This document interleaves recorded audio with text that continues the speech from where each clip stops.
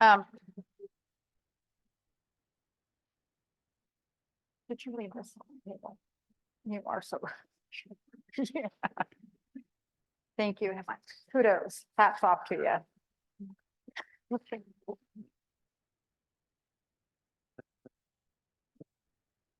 Is everybody on?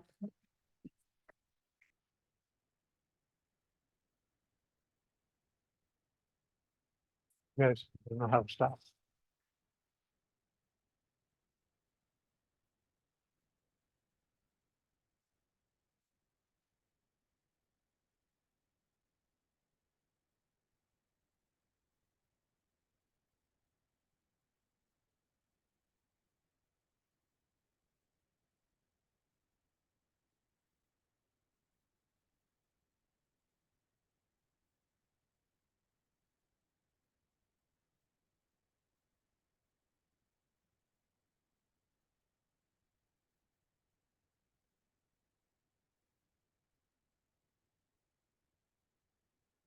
Are you ready, Hector? All right, it's 5:48. We'll call the Talent City Council meeting of April 3rd to order. Am I echoing? Mm-hmm. We're getting some feedback. Again. Ooh, magical. You're kind of rowdy, Dave, just saying. Thank you, Hector. All right, so let's go ahead and do a roll call, please. Here. Here. Here. Here. Here. Thank you, Hector. The next item on the agenda is additions and corrections to agenda. Does anybody have any additions or corrections? Counselor Byer? Yeah, I'd like to pull out the recommendations made by the Urban Forestry Committee in the March minutes. You want to pull it out for discussion? Yeah. Okay.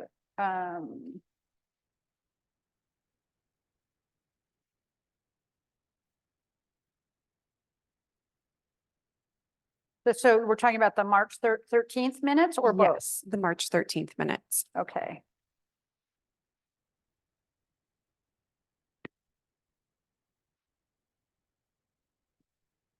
Any other additions or corrections, Counselor Penamara? Yeah, I'd like to pull out of the, and I don't know if this is now or a consent calendar, pull out the Together for Talent application. Because Together for Talent is requested that because the committee's trying to adjust schedules. And we want to get that solidified and coordinated. So it would be postponing it until like the May 1st meeting. Okay, very good. For the record, we're going to be striking item 8.1. Any other? Gary? Yeah, a late removal from the agenda, item 9.1. They've withdrawn their application.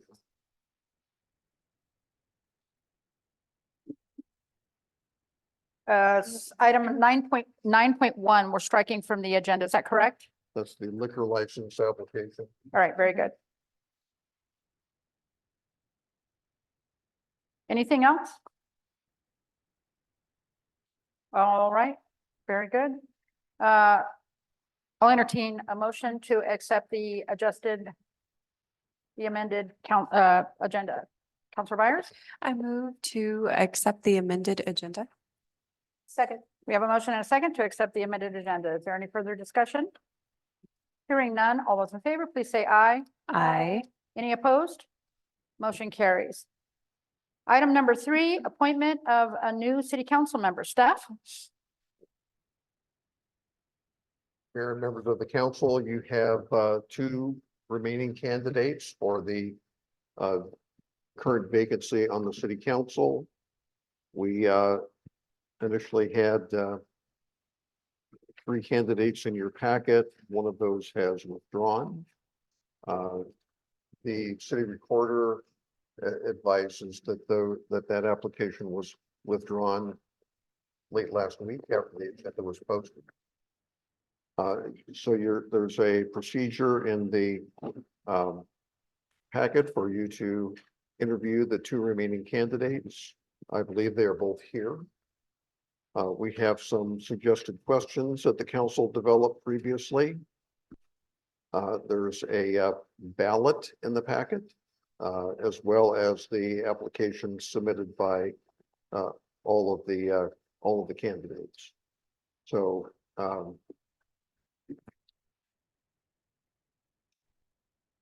think a discussion that I had with the mayor was that perhaps you have both candidates come up to the dais and have a sort of a rotation session on the question, so that candidate number one would receive question number one, and candidate two would then receive question number one. And then candidate two would receive question number two, and candidate one would receive question number two. So give everyone kind of a fair opportunity to respond to the questions without one candidate having the opportunity to listen to all of the answers for the first candidate. So we're ready to proceed with that. Very good. Thank you, Gary. So with that, we would like to invite the candidates forward. Please step up to the dais. We'd be looking for Russell Hodgson and Daniel Coley. Thank you, gentlemen. I believe the recorder here is going to get your microphones ready. Check, check. Right. So this is kind of a new process for us, and we really like it. I think we're pretty excited about it. But if we stumble along the way, it's just because we're trying it out for the first time. I want to say before we get started, thank you so much for both of you for throwing your hat in the ring and demonstrating your interest in governing for your community. It's no small thing, and we're really grateful.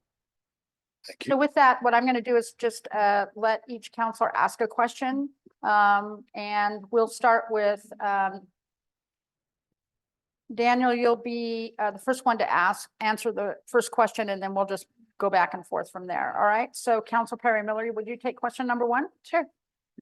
What are our thoughts about follow-up questions? Do we not want to do that? If there's follow-ups, hang on to those. The thing about follow-ups, if there's a follow-up question, that question has to be available to both candidates. So if no one objects, we can do follow-up questions as long as we make them available to both candidates. I'm fine either way. I mean, I think 7 questions is plenty, but. Right. Well, and then I'll invite that opportunity at the end of the meeting. Okay. If there's any follow-up questions, we'll just add it to the list. Okay. And then that way they can be available to both candidates. All right. Councilor Perry Miller. Great, thanks. Thank you both for being here. So Daniel, what goals would you like to achieve during your service as a city councilor? Well, thank you, Mayor, both for having me here for this meeting. As far as goals that I'd like to achieve while I serve as city councilor, first and foremost would be representing the citizens of Talent and listening to them. It's not necessarily about my goals personally, but the goals of the city. So working with citizens here in front of would be really important to me to start out. It's all our minds, and there's questions about it later on, but continuing to work through on fire recovery, rebuilding businesses, bringing businesses back, rebuilding homes, bringing people back who lived here or displaced from their homes. It might be somewhere in town in the community. Also attracting new businesses. There's a lot of businesses that can't return to the city for various reasons. So working forward with that and bringing new businesses into town. Alongside of that, our main business corridor is aside from downtown Highway 99. So working on making that a more attractive space. We're big on environmental stewardship. So continuing on that, continuing with ecological awareness, as well as other sustainable initiatives like sustainable energy within the city, climate and fire resilience, and then supporting staff where it makes sense, whether that's increased staffing, looking efficient or increase staffing if needed, but also listening to their needs and working through that. Great, thanks. I'll read it again for you, Russell, just in case. What goals would you like to achieve during your service as a city councilor? Thanks again for having me. Understanding and acting upon the will of the residents of Talent is the greatest goal I can achieve working for the city government as a councilor.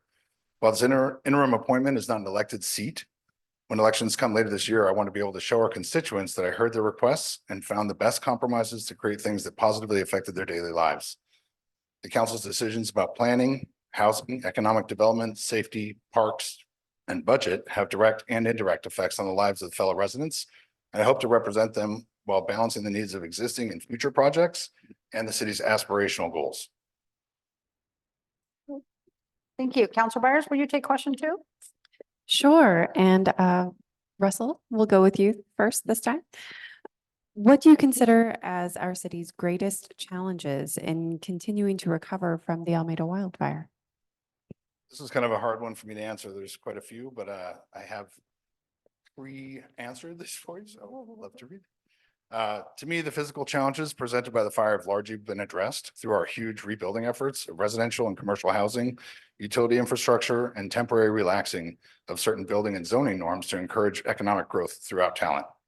The largest challenges I see is the people that I speak to and that I personally feel every time I drive down Talent Ave or 99. It's that much of the beauty has not been restored. I understand that 100-year-old trees cannot just be regrown, but the psychological effect of still feeling like we live in a war zone in certain parts of town is just a daily reminder of the terrible things that happen to our valley, our town, our businesses, and our homes. Getting all visible remnants of the fire like burnout tree removal and replacement along Bear Creek and Wagner Creek greenways, fixing sidewalks, and just removing any burnout structures like the pizza oven right here in town, that kind of thing would go a long way to allow people to move on and see the bright future of our amazing town. Using code enforcement to ensure that property owners maintain any vacant properties, commercial or residential, would also go a long way to making those that did rebuild feel better about their investments, as well as just keeping neighborhoods and commercial areas looking investable instead of like vacant dumping sites. So that's kind of what I think. Thank you. Daniel, what do you consider as our city's greatest challenge in continuing to recover from the Almeida wildfire? Same things that I've said already, but first and foremost, bringing families home. There was a lot of people displaced in the fire, and I know that the city has made great progress in getting people back, into the community, and then those that are still in the community, especially at the Gateway Project, finding them homes that are suitable for them and make them feel like they're part of the community. Within the community is really important. Big way to do that is continue to build out affordable housing, which includes many of the mobile home parks that were destroyed. It's a huge part of the affordable housing crisis in town. I know again there's progress moving on that, but it's slow going and it's it's taking time. Like I said before, bringing businesses back to Highway 99, and I really agree about the beautification process. It still looks really scarred and uninviting in a lot of places. So that kind of leads into the city had a pretty huge loss of tree canopy. I don't have the numbers on it, but really focusing on I know we have resources right now that are on the ground, planting more trees, but pushing that forward. That's kind of the first step in that process, and it's going to take a long time and a lot of work to bring that tree canopy back because you're replacing huge trees with whether or not they're big enough, they're pretty small. And then looking back to kind of restart and reinvigorate projects that had maybe been on the cusp of being started right before the fire happened, or had been thought about. Gateway is a good example of that. That site was very appropriately repurposed from what was about to happen at the time, but restarting those kind of things and looking how do we keep moving forward with the cities that previously existed before the fire. Thank you. Counselor Bastizo, Okay. number 3. So how can the city support a healthy and successful family? Yeah, I think the city has done a great job so far at creating a nice little downtown and supporting it. For a small town, it's often the core of the community. I've been very close to downtown, so I'm really a lot, and I drive through it every single day. So I really enjoy its look and feel. So part of it is, continuing with that, and I believe a lot of the work that was done, especially around city infrastructure, was through the original urban renewal plan that was going forward. I believe there's still some beautification grants and stuff like that available through the original tour plan. So continuing that as much as possible, maintaining the existing infrastructure, so the sidewalks and the lights and the trees and the planters and all that stuff that was put in. Keeping that nice and inviting for people, alongside that is maintaining public safety in that place. As far as I know, we don't appear to have issues with public safety in downtown, it feels like a very safe space. We need to make sure we continue to do things to maintain that. And then the businesses that exist in downtown have gone through a lot, aside from the Almeda fire, COVID, just existing as a business in general. So doing everything that the city can within their power to steward those businesses, keep in communication with them, keep them here, because that is the nature of downtown, so businesses. Drawing in new businesses is great, but maintaining the businesses we have is really one of the most important things for our downtown. Thank you. And now back to Russell. How can you, or yeah, how can the city support healthy and successful downtown? Yeah, I echo, again, I think we're gonna be echoing a lot of the same sentiments across the day here, but one of the main things I've noticed with the downtown area is that there's not really adequate parking for any kind of growth or any kind of, even the existing businesses, there's a hard time finding parking. So I've encouraging business growth in the core downtown area is obviously a great way to make the downtown more successful. I feel like we have a parking issue that is not being addressed in a meaningful way. While creating a walkable core downtown is a great goal, there are several residents that prefer to drive into town and then walk around to different businesses with few parking options available. And then also drawing in non-residents to come to town to enjoy our art, entertainment, food, and culture. It's another way to inject a huge amount of income that may not be currently present.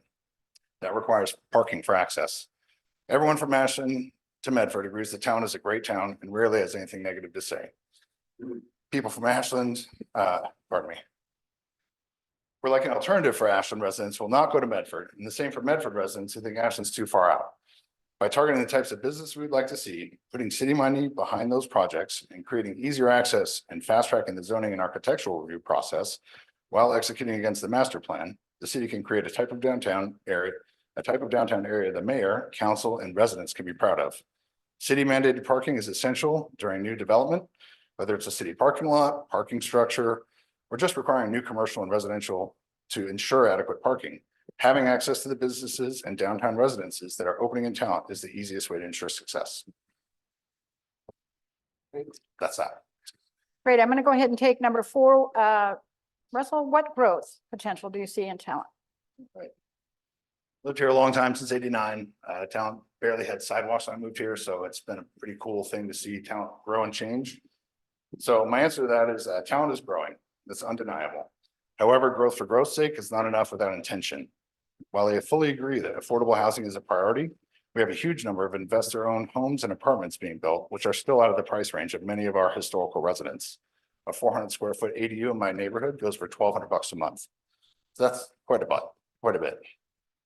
I understand the need to supplement the soaring prices of building and land costs these days with ADU income or multiple residences on single-family home lots. However, without making sure they are affordable enough through code requirement or some other lever, I'm not sure that we're achieving our goal. Town has always had a very charming neighborhood feel.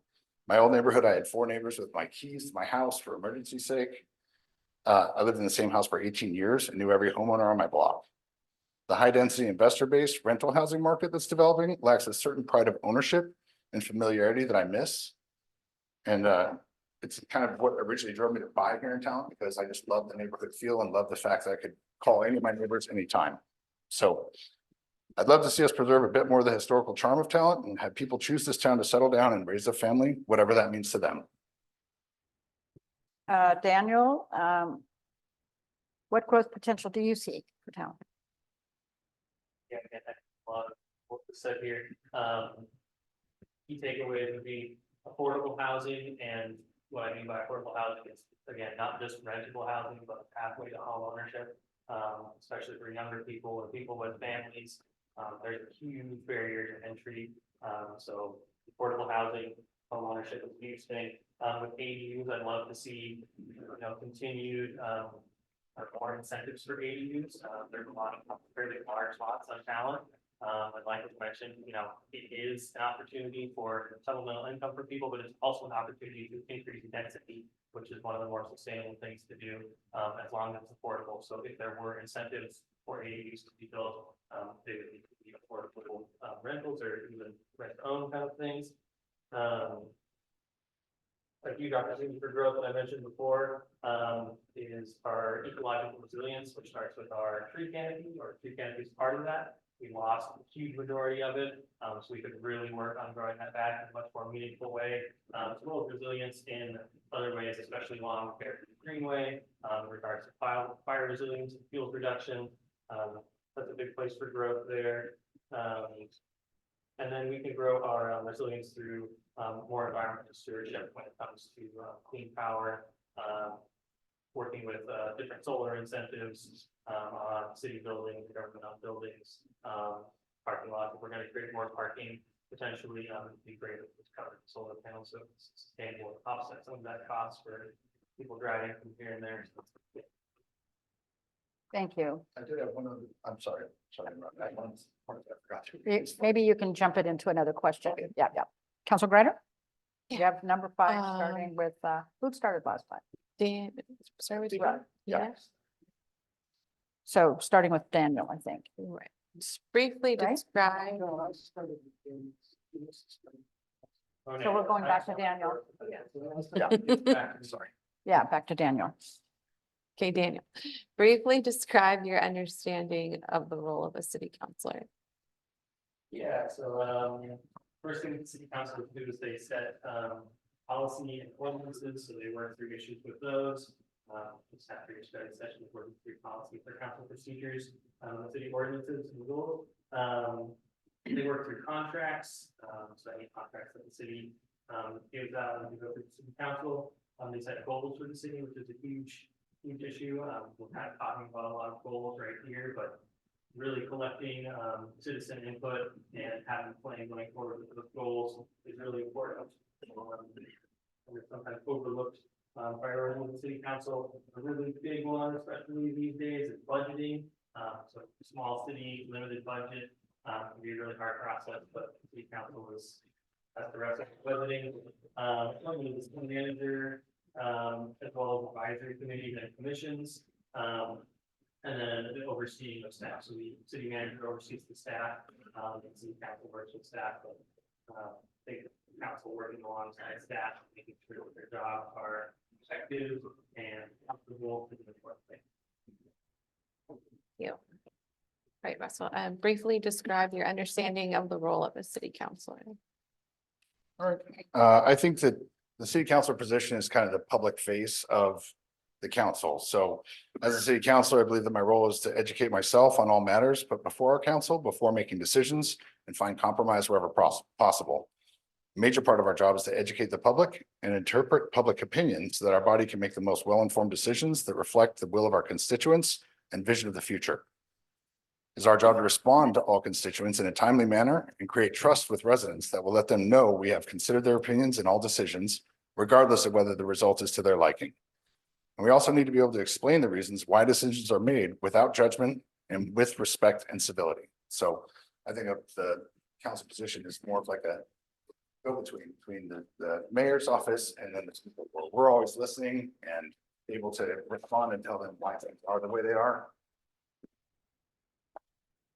Councilor Penamara, will you take question number 6? Sure. Okay, so this is for Russell.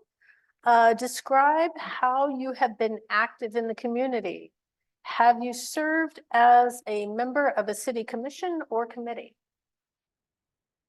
I have not served as a member of the city commission or committee. I was a founding member of the Talent Chamber of Commerce and served as a member for 3 years. I was on the Talent Elementary School PTA. I volunteered with Harvest Festival in past years. I have professional and personal relationships with many business owners in the city across most sectors and constantly hear their opinions on the city of Talent. I've also coached Little League for 6 years, so I know many of the parents and constituents through local sports. I went to TMS and PHS way long ago. So I know many of the local residents from way back and have a relationship built on trust with them as well, so. Great, thank you. And let me repeat the question for you, Daniel. Describe how you have been active in the community. Have you served as a member of the city commission or committee? Yeah, so I've been on the urban forestry committee for 2 years now, and I'm currently the secretary. And then I've been engaged, with the city of town government by attending public meetings, and participating in that way. And then, I do like to stay engaged with the community, attending community events, patronizing businesses in the city and town, and then volunteering at various community events, mainly around environmental stewardship, so Bear Creek Stewardship Day, tree planting events, Arbor Day, things like that. All right, Counselor Perry Miller, will you take question number 7? Will do. Okay, Daniel, what can the city council do to make community involvement more inclusive? Yeah, I think, that's a really important thing to do. I think one of the things that kind of wanting to go over, just working through it, is, your public meeting rules and participation. I think continuing to do that, and I think, Zoom was a really positive thing to come out of, and the ability to attend these public meetings for a lot of people, just for, people who have families, they're at home. The meetings are also available on YouTube afterwards, so just maintaining that access to the meetings, I think is really important, and maintaining that open line of communication between the public and reducing barriers to entry where possible is really important. That's not necessarily all community involvement, that's just, discussion with the council and committees and commissions.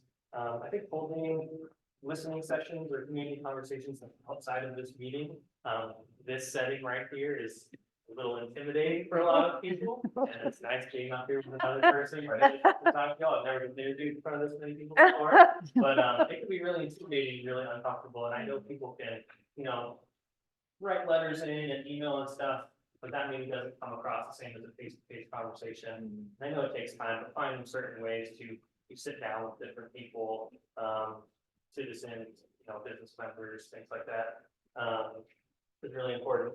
And then, hosting events that engage people directly when it comes to volunteerism, having ways for people to give back to their city that isn't just being on a commission or committee.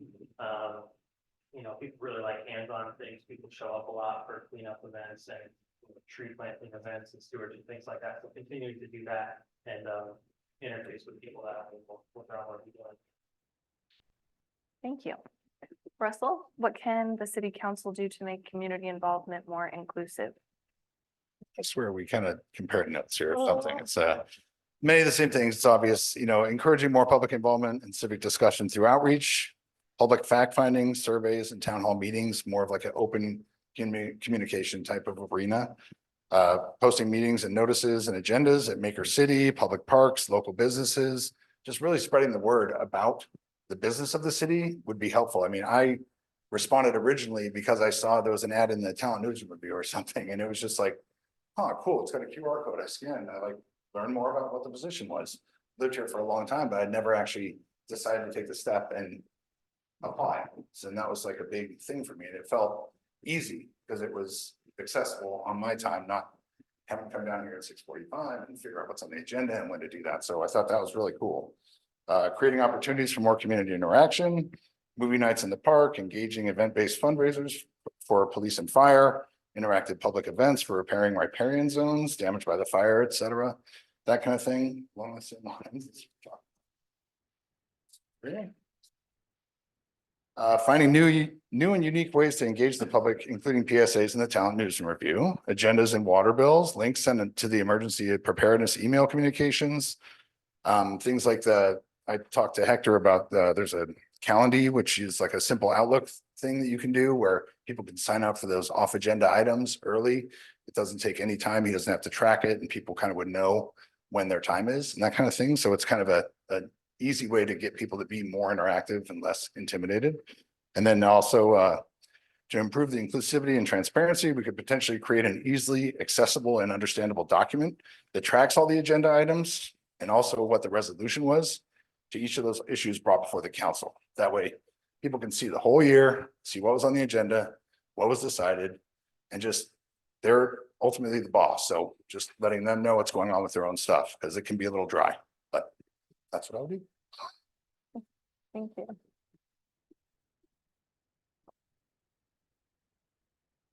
All right, that concludes the questions. Thanks you, gentlemen. Are there any follow-up questions that the council wants to consider? All right, seeing none, would invite you to go ahead and take a seat and then this is an appointment by council, so each one of you will fill out your ballot and we'll hand it down to the city recorder, and he will record the votes and provide us with the results.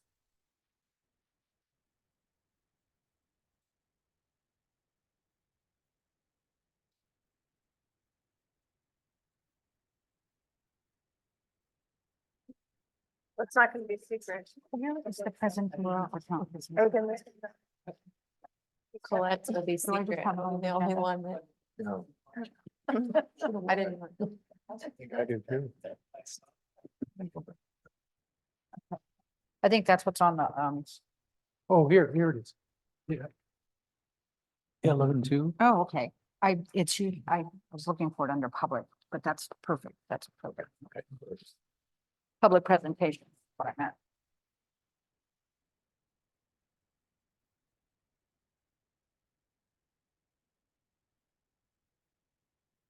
Right, has everybody passed down there? Do you have them all?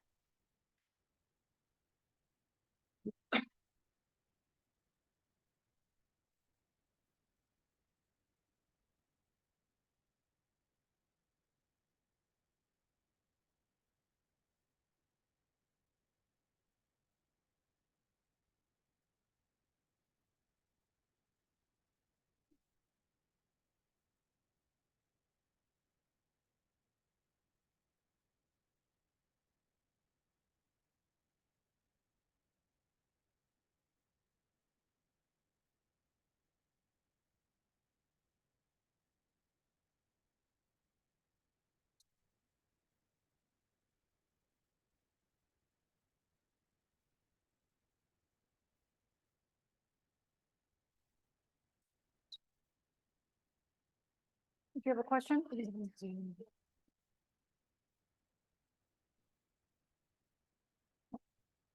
Oh, are you seat 6?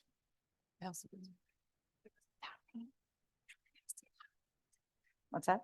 Wait, what? Your seat too. You are. Okay. Okay.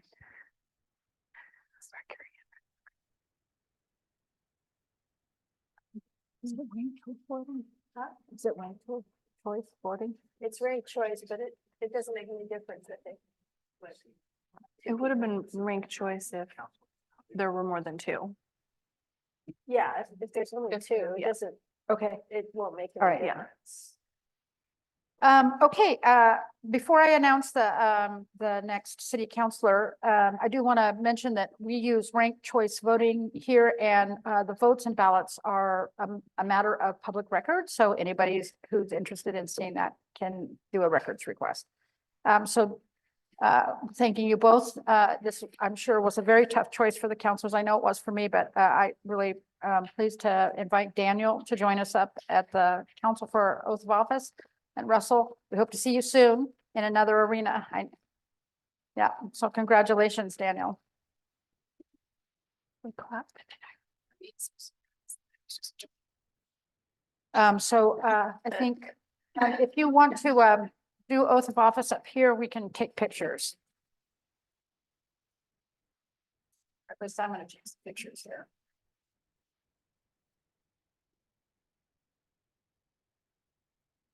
One of these chairs is a sinking chair. I don't know which. Oh, it's a sinking chair. I don't know.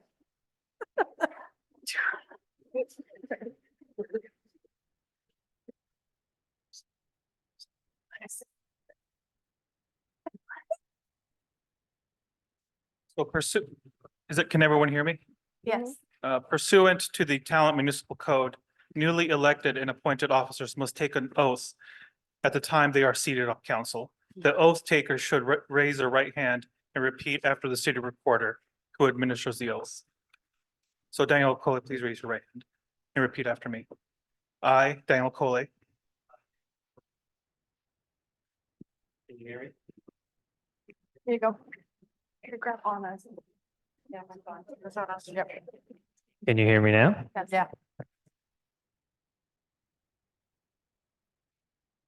Apologies, a little technical difficulty. Let's try once more.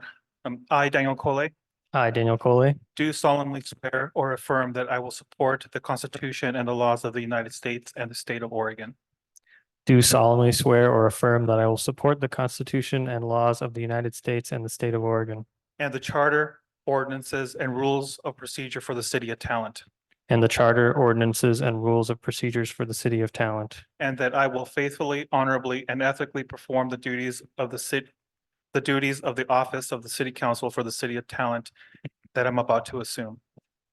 and that I will faithfully, honorably, and ethically perform the duties of the office of city councillor for the city of Talent that I am about to assume. I welcome Councilor Six. Thank you. Thank you again. So.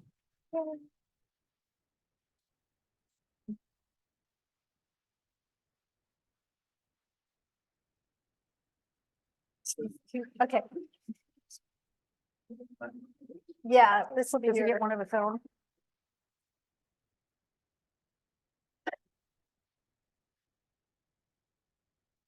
There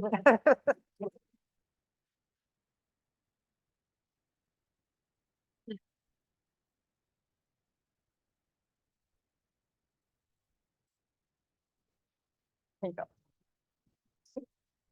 and you have to keep it away from your phone. When. Congratulations, Daniel. Welcome. One of these Can you hear chairs is a sinking chair. So if you had the sinking chair, yeah, then you just swap it out. So. All right. We'll go ahead and move on to item number 5, which is community announcements. Hector, do you have any community announcements? Yeah. He Oh, sent that Gary? My way tonight. Yeah, so all right. I am gonna call on him to do one of them. But first, a few things on the calendar. April 13th is Arbor Day celebration at Chuck Roberts Park from 10 a.m. to 2 p.m. That same day, we have Spring into Recycling at City Hall, 10 a.m. to 4 p.m. And then on April 20th, we have the Bear Creek Stewards at Lynn Newbury Park from 9 a.m. to 12 p.m. noon. This one I'm going to turn to Hector for some help with. Hector's been primarily the lead person on putting together and getting online the new city website. And it went live last week. So Hector, tell us a little bit about the website. Thank you, City Manager Milliman. As you can see on your screen, this is a screen share of the new city website. There was a lot of work being done here, and I do apologize to the council and the residents of Talent. It took so long, but I think that the wait was worth or the results are worth the wait. It's supposed to be more streamlined. That was one of the goals that we had when putting this together. Reaching information regarding the council, regarding committees and commissions, city events, making payments. All this is supposed to be more streamlined and with a goal of arriving there after 3 clicks. Or these days, 3 swipes. The real power behind the Municode website that we've purchased comes with visiting the website on a tablet or a phone. The website can modify itself and change based on the device that you're looking at it with. So it's very mobile friendly, and that is a huge bonus. When we look at the analytics, we see less and less people accessing our website via a desktop or a laptop. So the mobile arena is the strongest engagement we can receive. So there it is. And I invite everyone to take a test drive. Please send all comments to me at talent@cityoftalent.org or hflores@cityoftalent.org. So, and I welcome all comments and suggestions from residents and our council. Well, I want to say I know a computer science teacher who has said that the mobile experience is very nice. Great, thank you. Thank you. Thank you, Hector, for the hard work you've done on that project. Thank you. Continuing with announcements, the fuel reduction program on Bear Creek Greenway started on Monday. and started generally in the vicinity of 99 and Talent Avenue intersection over on the Greenway, and is progressing to the north. They'll be working there for several months, doing fuel reduction work. Citizens can expect to see some burning taking place there along the Greenway as they progress. We're working with the contractor to make sure that the public's aware when those burn days occur. They're also working with the fire district to make sure that conditions allow for the burning of material. We expect that project to continue north and go continue on just a little past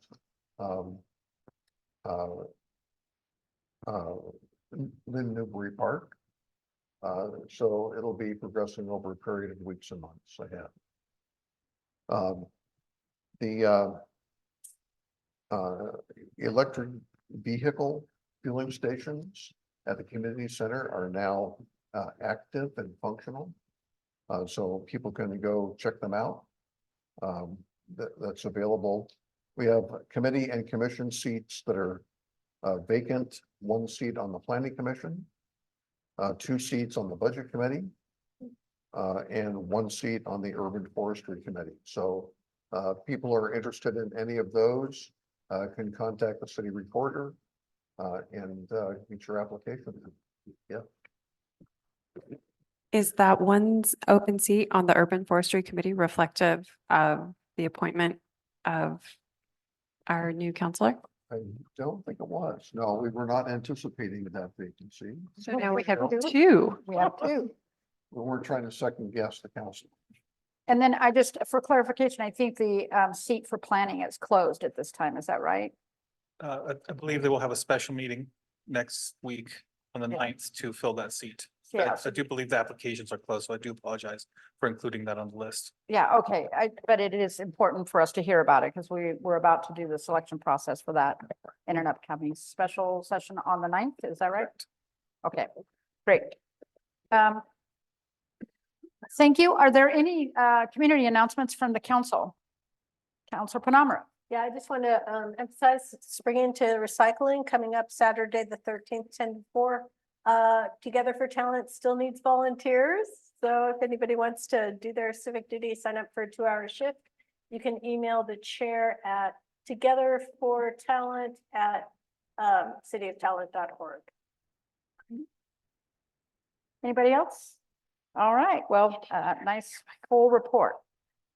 Okay, the next item on the agenda, speakers heard on non-agenda items. I don't have any speakers heard on non-agenda items, but I will open it up to members online. You can raise your hand at this time. Until we have the new council rule, this is how we're doing it. Give you a second to raise your hand. If for some reason that's not functioning, you can go ahead and chat the host. But I'm not seeing any speaker request forms for this item or any other item on the agenda tonight. I'm about to close the opportunity for speakers request forms from either the audience or Zoom. All right. No more speaker request forms tonight. So we'll go ahead and move to department report, staff. Department reports are in the packet. You're also receiving more frequent reports now. So this is those that you do have, kind of a summary of information that's already been distributed. Any questions or comments about staff reports? Council Greider? Was this related to department? That we're dealing with at the end of the meeting. What was that? Oh, The look ahead yeah, coming up later in the. okay. All right, the next item on the agenda is item 8.1, which has been stricken from the agenda. So we're, and 9.1 has been stricken from the agenda. So right now we're going to be considering 9.2, 3, and 4 for the consent calendar. Also 9.6, 7, 8, and 9. Are there any questions or comments about any of those items on the consent calendar? Seeing none, I'll entertain a motion. Counselor Perry Miller. I move to approve the consent calendar. We have a Second. motion and a second to approve the consent calendar. Is there any discussion? Seeing none, all those in favor, please say aye. Aye. Any opposed? Motion carries. We're going to go ahead and take discussion item 9.5. It's the minutes from the Urban Forestry Committee from March 13th. Counselor Byers? Thank you. As I'm looking at these recommendations by the Urban Forestry Committee, I am noticing that specifically the recommendation to council that the Urban Forestry Committee be consulted prior to the removal of any public trees. And also the recommendation that this, that's the one. To me, that seems more like management as opposed to policymaking. And I'm wondering if we could request the Urban Forestry Committee to do a second reconsidering of what they are hoping to achieve and reframe that recommendation more as policy setting rather than management. Is this, I just really quickly, are those recommendations out of the minutes are part of 11.4 as well?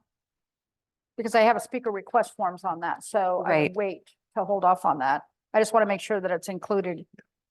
Are those same recommendations going to be on 11.4? Yes. All right, so we'll take this conversation up Perfect. at that point. Yep, Okay, perfect. great. So with that, I will entertain a motion to accept those minutes. I move to accept the March 13th Talent Urban Forestry Committee minutes. Second. We have a motion and a second to accept Talent Urban Forestry March 13th minutes. Is there any discussion? Hearing none, all those in favor, please say aye. Aye. Any opposed? Motion carries. Item number 10 is unfinished business. There's none. New business is starting with 11.1, formation of the Jackson County Animal Control Services District. Please come forward and we'll get you a microphone. I want to ask really quick, we did get some letters today on this sent to Talent City Council address. Are you receiving those letters? You should be, 'cause it's usually all the council members plus you. I did not. Okay, if you're not, let's correct that because they'll need to go to the record. Okay. I know there's about 5 or 6 of them or something like that. Mayor, is there a staff report? Yes, I'm sorry. Staff report? Okay, not much of a staff report. We have a presentation this evening concerning a possible measure for a animal control levy to support the county animal control effort. There are representatives here from the county to make a presentation and answer questions that you may have tonight. We're seeking direction from the council as to whether you wish us to come back to you at the next meeting with a resolution in support of that effort, or to not take further action. So I'll defer to the county staff. Hi, Joel. Hi, good evening, Mayor and Councilors. I appreciate your time and evening. I saw that you have a very packed agenda, so we'll try to keep our presentation quick, but we'll take as much time as you want to answer any questions you have. Just a clarification, we're not seeking a levy. Levy is a certain term under Oregon law about 10 or 5 years, depending on it. We're actually seeking to create a service district to provide ongoing permanent funding to help support the Animal Control Services District. So just want to clarify, we're not seeking a levy. So I just like to introduce myself. My name is Joel Benton. I have a couple different jobs with the county. I'm the county counsel, so I'm the county's main attorney. I'm also one of the 2 senior deputy county administrators for the county. We wear a bunch of different hats at the county, but I do appreciate your time with me. I have Stacy Brubaker, who's the head of our Department of Health and Human Services, under which animal control follows. Along with Commissioner Dyer, who's one of our commissioners and the chair of our county commission right now, and Adam Troutman, who's from our facilities department, if you have any questions related to facilities. I have a little prepared speech, but I try not to read off paper because I know that's boring. So I'm just going to try to hit the high points. So like I said, we're looking to provide some source ongoing stable funding As you'll hear from Stacy, currently, our animal control program provides a lot of services that aren't required by law to provide. Right now, really, the dog control program is what the county is required to provide, and dog control program is essentially enforcing dog ordinances and statutes, which are related to being dogs at large, stray dogs, or dangerous dogs, dogs which have attacked people, and then impounding them if it needs to be in the shelter. But currently our shelter provides a lot of other services. We do spay and neutering for stray animals. We do adoption services. We hold what are called evidence dogs. So sometimes law enforcement, including Talents PD, takes a dog as evidence, be it for abuse or neglect, and they need to have a place to hold that dog as evidence. The county provides those services as well, without charge to the cities. And so we're looking for a stable way to provide funding for that. I think it's important to understand we're facing the same constraints that Talent is when it comes to funding. Thanks to Measure 50, we have essentially the same permanent rate limit when it comes to property taxes that we had in 1997. Our permanent rate limit, our taxes go up about 3.5% every year when it comes to the property tax revenue. Just like Talent, their expenses probably go up about 7% a year. So we're constantly trying to have more expensive things in general with revenue that comes in less than that. So one way that we can try to supplement that general property tax revenue is through service districts, which provides a dedicated, stable source to help augment the general fund that we have to provide the services that we do, especially those services that are discretionary that we do because they're the right services to do, not that would have to do services, which is what a part of our animal control service district is. So currently, the county is putting about $1 million, $1.3 million in general fund revenue towards running the discretionary services of the animal control program. And that's the animal control officers that's running the shelter. So that's the shelter does generate some revenue. We generate revenue through dog licenses, through fines and fees, through adoption fees, from other services, but it takes about another $1.3 million right now out of other general fund revenue towards running the shelter. And so that's just not sustainable right now. You know, we pretty much all of our general fund revenue we spend every year trying to do services, and we are constantly cutting, like I'm sure Talent is as well. You're trying to find how do we do things cheaper, how do we do things better. And at this point, you know, sometimes the have to do's take precedent over the wants to do's. And so we're trying to find a way to provide stable funding for the want to do's for running the shelter, to even bring back some of the services we used to do. We used to, you know, provide stray cats. We ran out of resources to provide stray cats. So this is a way to get some revenue to bring back and continue to provide services and add back some services that had gotten rid of over the time. You know, part of running the shelters in your community, I'm sure you've been out to the shelter. The shelter was built before 1975. It's been renovated. It's been remodeled. It's been expanded about 4 times. It's end of life. We all know we need a new building. So that's another thing that we need to find money to provide for is a new building. And so that's another reason why we're looking for a service district to get that money to build a new building, along with, and we're not looking to replace the county general fund that we're paying. We're looking to, the county's proposing that, you know, if the service district is formed, the rate's not high enough to take over paying for the entire service district. The service district and the service will only work when the county keeps putting the money we're already putting in. We're looking to add additional money to keep doing those discretionary services. So that's the difference. You can see that in the packet of information we gave you when we gave you that sort of that 10-year projection on the costs to run the facility. And so that's where it is. You know, we've heard some comments that the county has a lot of money. Why are we looking to add taxes? I know that someone I've heard said that we have $200 million in sort of general fund reserve. We don't have $2 million in non-dedicated funds. Your city councilors, you understand some money you have is dedicated, some money is non-dedicated, and you can't use dedicated money for things that are part of those purposes. So we do have about $100 million in non-dedicated reserves and ending fund balance. That is true, but we do have a lot of big projects that we're looking to have to do. I think most of the community recognizes that our existing jail isn't sufficient. There's some debate about what a new jail would look like, but we need to have a new jail. The city council may not realize, but the county has the obligation to provide all of the buildings and services for the county, the state court. So the state court building at 100 South Oakdale, that's a county building. They've run out of space. We're looking at probably a $15 million expansion so that the state courts can continue to function. Something that the county doesn't get money from the state to do that we have to do.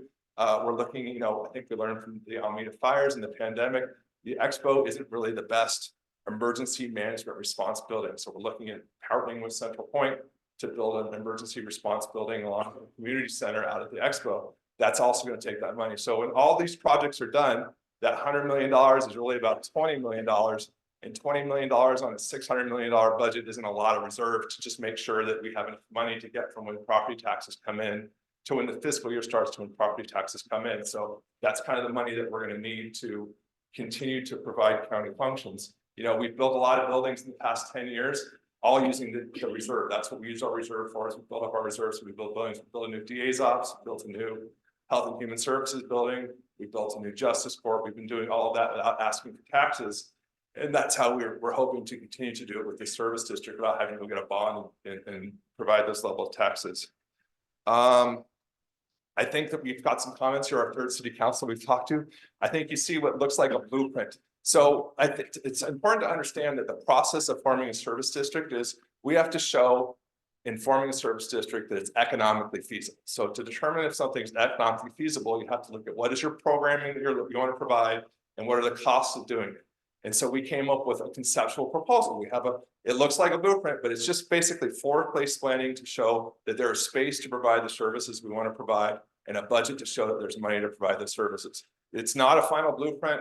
It's not, it looks like one, but I'm telling you, it's just a conceptual thing. We'll still have to go through the public process of designing an actual facility if the service district gets built. One other thing. So, and we're not asking you necessarily to come out and support the service district. We're asking you to include the city of Talent within the territory of the service district. And if you make that election, the service district still isn't formed, the citizens of Talent will still get to vote along with all the other cities and unincorporated citizens who live in the unincorporated areas to vote to enact the service district. So step one is the cities decide if they want to include the territory. Step two is the county begins the process to form the service district. Step three is the voters get to vote. So ultimately, really what we're asking is for you to allow the voters of Talent to decide if there's going to be a service district to provide these levels of services. I will thank you for your time again. I'm going to turn over to Stacy Brubaker for Health and Human Services. I would ask, it sounds like that you've had some people sign up who want to also speak on this. We want to hear questions. We want to take comments. Like, this is a public process that we're involved in. I would just ask that if you'd let me come back up and maybe address any comments or questions so that, you know, so that you have a full picture of what's going on from our perspective and a full idea of all the information. Any questions at this point? Yes, Councilor. Oh, Counselor Penamara? Yeah, and forgive me if this was in the packet. So 15 cents per $1,000 assessed value countywide. How much money, if that were in effect today, how much money would that produce? so today, if it was levied, 15 million will produce about $3.5 million. $3.5 million. $3.5 million. And it's only, and you said it's 1.3 million to run the shelter now. It's 1.3 million in general fund revenue. So we're actually looking at potentially about 4.8 million, which is in the proposed budget of operational costs. And then we're looking at about My question is, what are you paying now? what are What's we the paying county now? now? Stacy will address it, but it's about 2.2 million total to run the. So this will bring in $1 million more than what you're paying now. This will bring in, I guess that's a good way. Yes, it's additional revenue to keep providing those services and to add some of those services back in. So just to clarify, the county's basically offloading 2-point-something million worth, and then to create something, and the taxpayers are going to be adding whatever what you said. Sorry, what was the first number? How much money are we going to get? So the service district will generate about $3.5 million. 3.5. Okay. So there's the services we're currently providing, which is about 2.1 million. But if you look at the projected budget for the new proposal under the service district, that's not 2.1 million. That's about 6.5, I think, within the packet to include both the services we're providing and building a new building. So we're not offloading any money. We're actually looking for new money to build a new building and to keep providing and add new services. But the building is only a temporary cost. Once the building is built, that's a construction cost, and then you have the ongoing operational budget.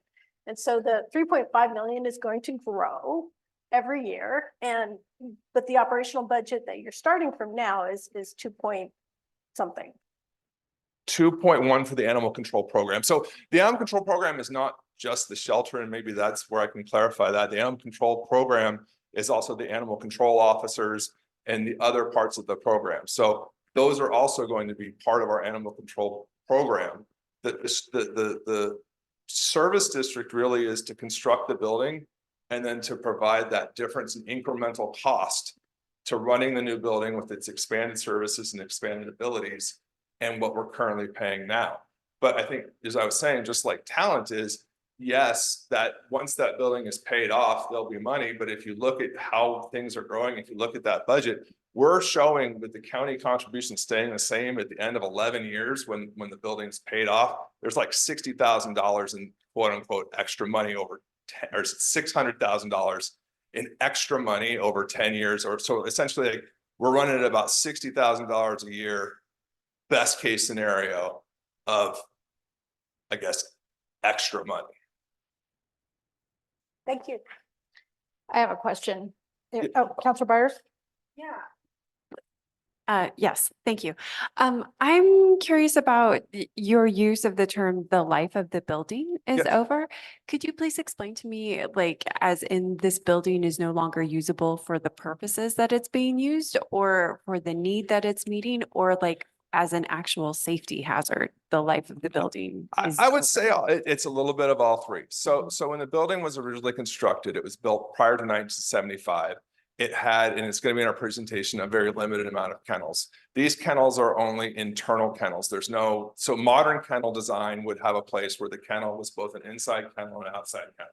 Mhm. So that the animals are able to freely move between the inside and the outside. So the current structure of the building cannot do that. Mhm. The kennels are only inside for the dogs and other animals to go outside. They have to be taken out of the kennels, walked outside, the kennels can be cleaned. So it's a lot of work. So there's not really a way to design that building to create a way that the kennels can meet sort of modern standards. And when it comes to sort of a safety issue, I'm trying to say this in a way that, so there was the fire happened in the SOESD building, which was next to the shelter. It was left to, it was left for a couple of years before it was finally demolished. That building had become home to wildlife. Once that building was removed, that wildlife is trying to find a new home. Its new home that's found is the shelter. So we're finding that the shelter is mice and other rodents have made their way into the shelter, and there isn't really a way to keep them out because of the way the shelter's been expanded and designed. Really the only way to create a shelter that's both safe for our employees, safe for the animals, safe for us to be able to provide the service, to provide the number of services that we need, is we need a new building. Like it's the only way to fix this building would be to take this building down and just build another one in the same spot. Mhm. Go Follow-up ahead. question. Yep. So like, is there a way to ensure that like a new building would take considerations like this into effect so that it would have a longer lifespan? Oh, absolutely. I mean, the current building's at least 50 years old. But So- lots of buildings last a lot longer than 50 years. 50 years is a long time for a public building. And what I would say is, yes, so when it was built and constructed at the time, it was not an animal shelter, it was a dog pound. Mm. So at the time it was built as a dog pound. In 50 years, many things have changed in 50 years, depending on how do you run a facility? What are the best ways, what are the best practices? So yes, the intent is to go through a process involving the public and getting people involved to come up with how do we design a building that meets both the needs today and tomorrow.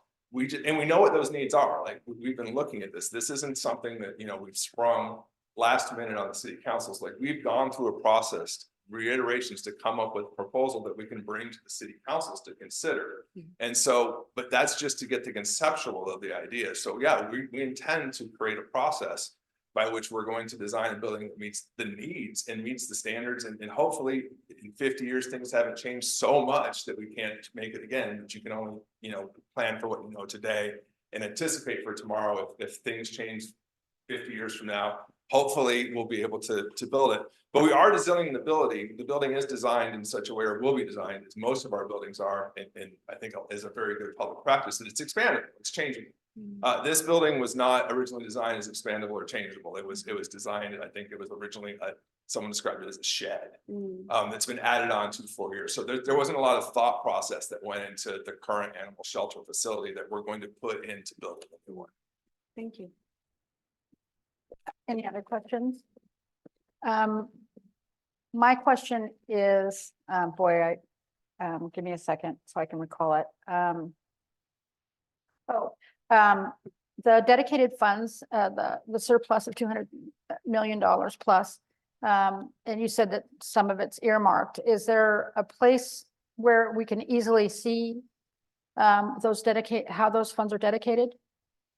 So I would say it's in the budget. What I can do is get to you the information from the budget. I don't know off the top of my hands, which indicates where the dedicated fund reserves. If you look at our budget though, if you look at, for example, our airport fund, our airports and enterprise fund, which gets a lot of its money through the FAA and through the operation of the airport, we by federal law can't use that money. So there's a sizable portion of that $200 million that's part of the airport reserve, which I think it's been spoken of, like the idea is the airport also needs expansion. So that money is dedicated for the airport and will then have to be used for the operation of the airport. Health and Human Services gets a lot of its money by providing mental health, DD services, public health services. They carry a fund balance as well, but those funds are also, it's not even earmarked. Those funds come with the strings that we can't spend them on other things. So a lot of those sort of dedicated airport funds, dedicated health and human services makes up that $200 million that is reserves that we're using and can only use for those services that came for.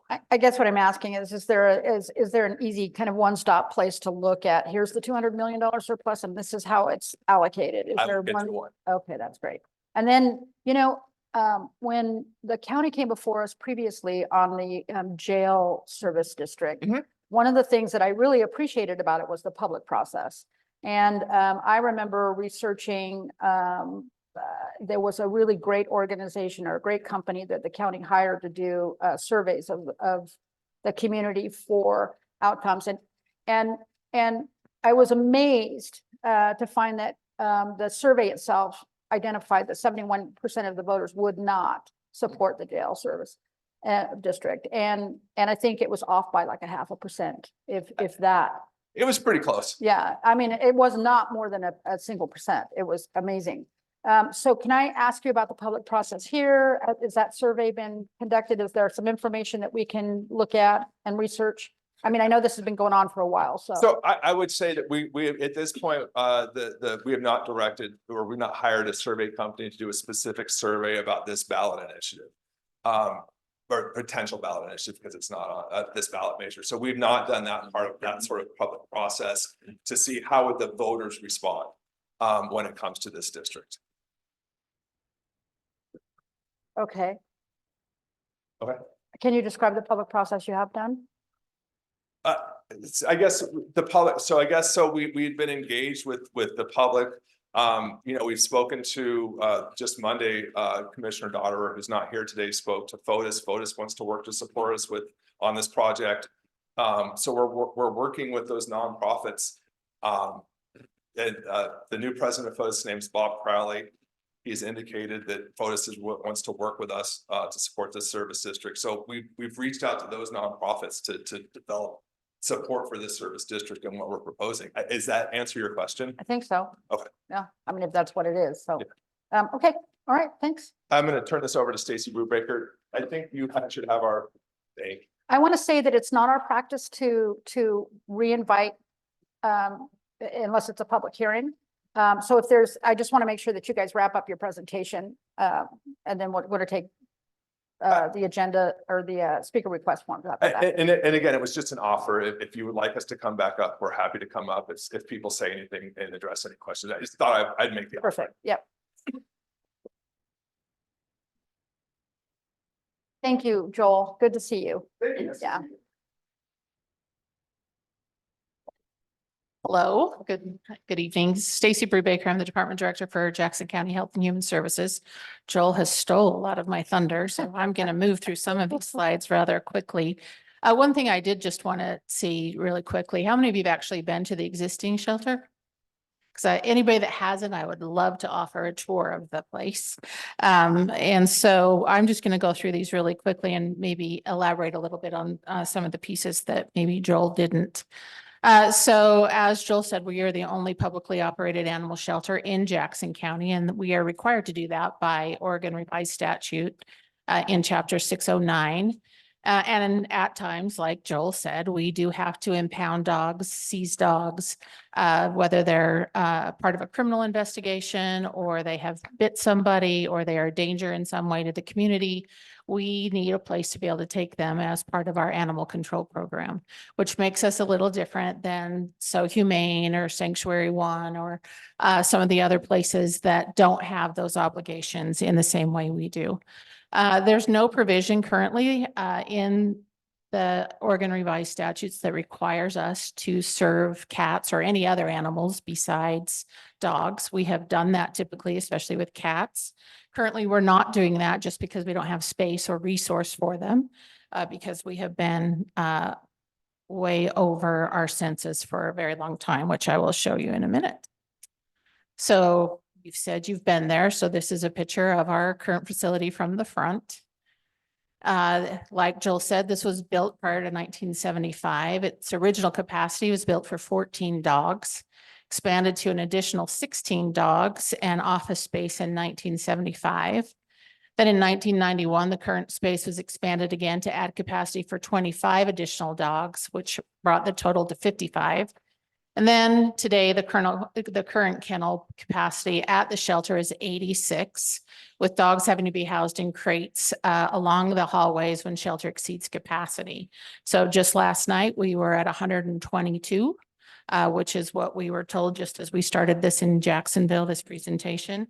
And again, that is because we have dogs that we have to take and we need to take those in. So 86 is really what we're built for, and we've had 122 dogs.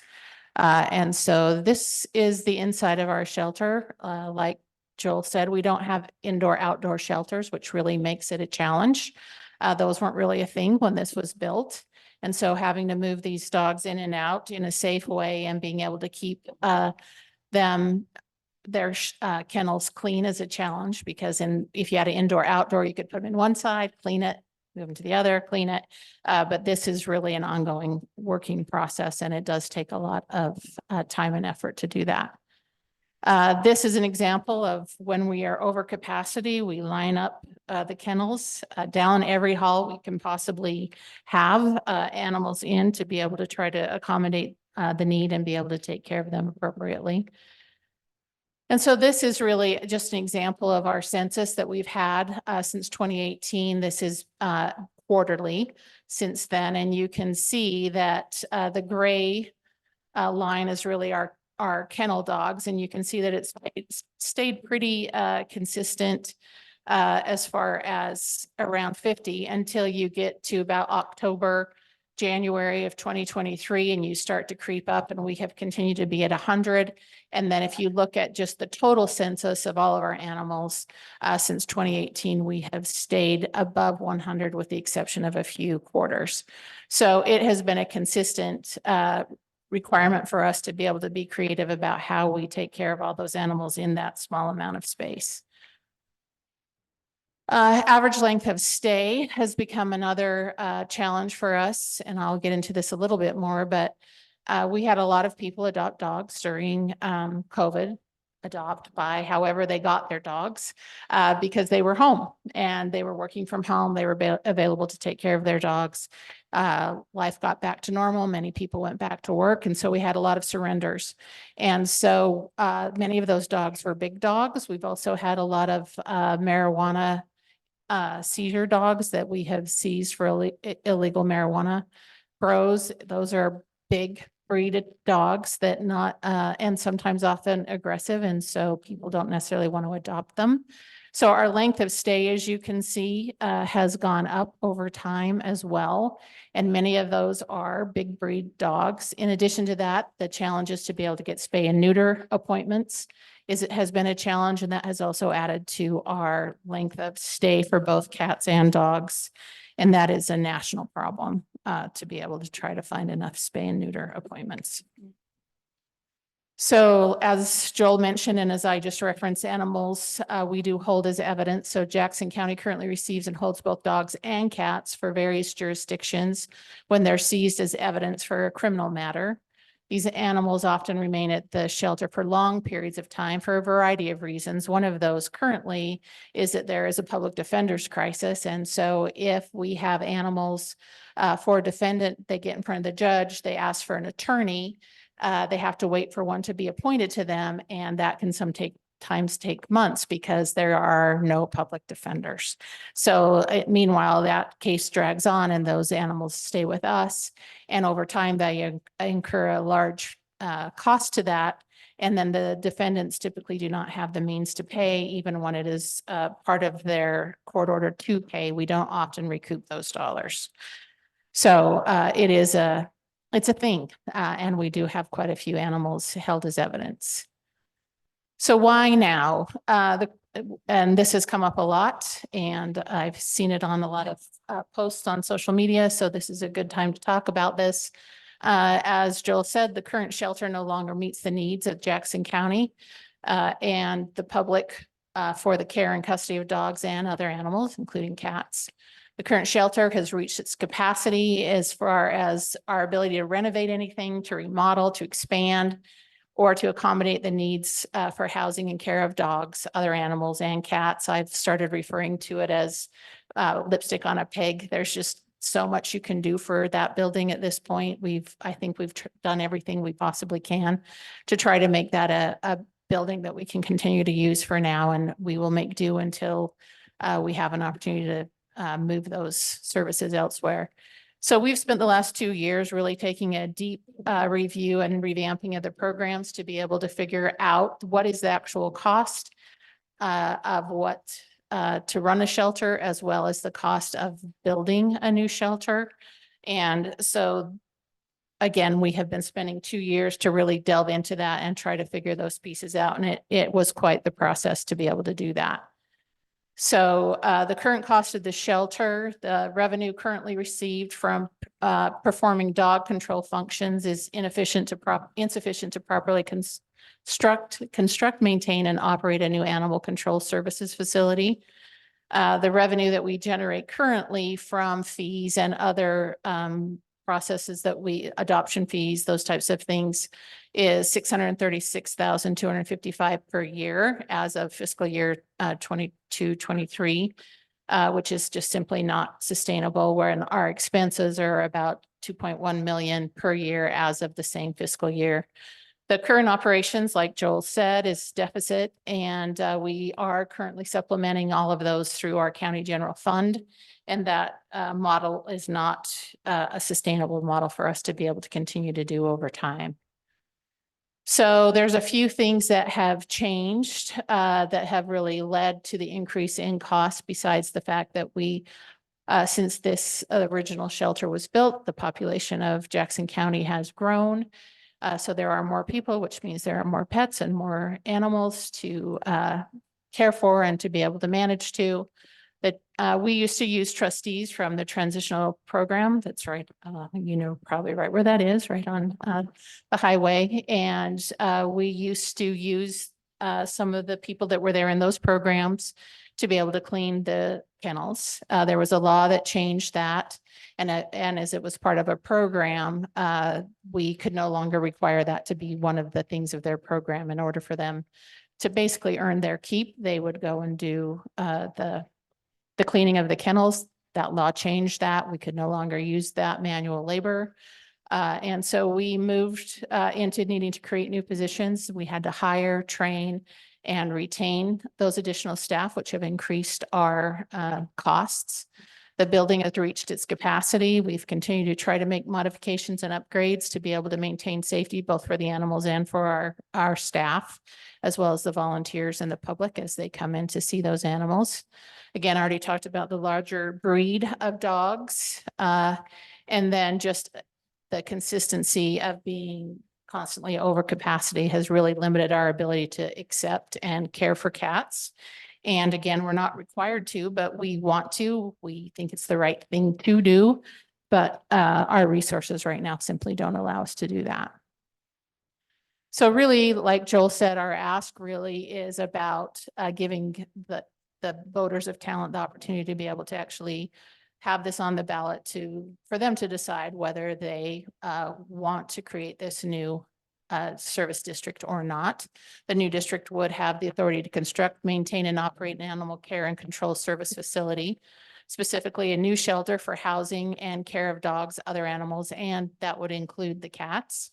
Voters will be asked to establish a permanent property tax limit of 15 cents per 1,000 of assessed value for the district. And then the district will have the authority to levy and collect general property taxes up to the approved rate limit. So we did have the assessor's office create this just to be able to give kind of a snapshot of what that might look like. And you can see the second one from the bottom is an example for talent within a range of market value with the 15 cents per 1,000 average. And again, the will of the Jackson County citizens to fund an animal control service district to pay for the new facility and the cost of the ongoing services will actually really determine the scope of what this project ends up being. So if the district passes, we would construct the new facility that would cost about $15 million approximately. We would anticipate an additional 3.5 million in revenue combined with continued general fund to support the services which would provide for the debt service, the operations and maintenance of the shelter. Should the effort pass, then the county would build enough space and plan to serve both cats and dogs. And if it should fail, then we would need to consider a reduced facility footprint with reduced operational and program offerings to the extent possible. And obviously no guarantee that it could even proceed. The shelter would be designed for dogs only, as that is who we are responsible for.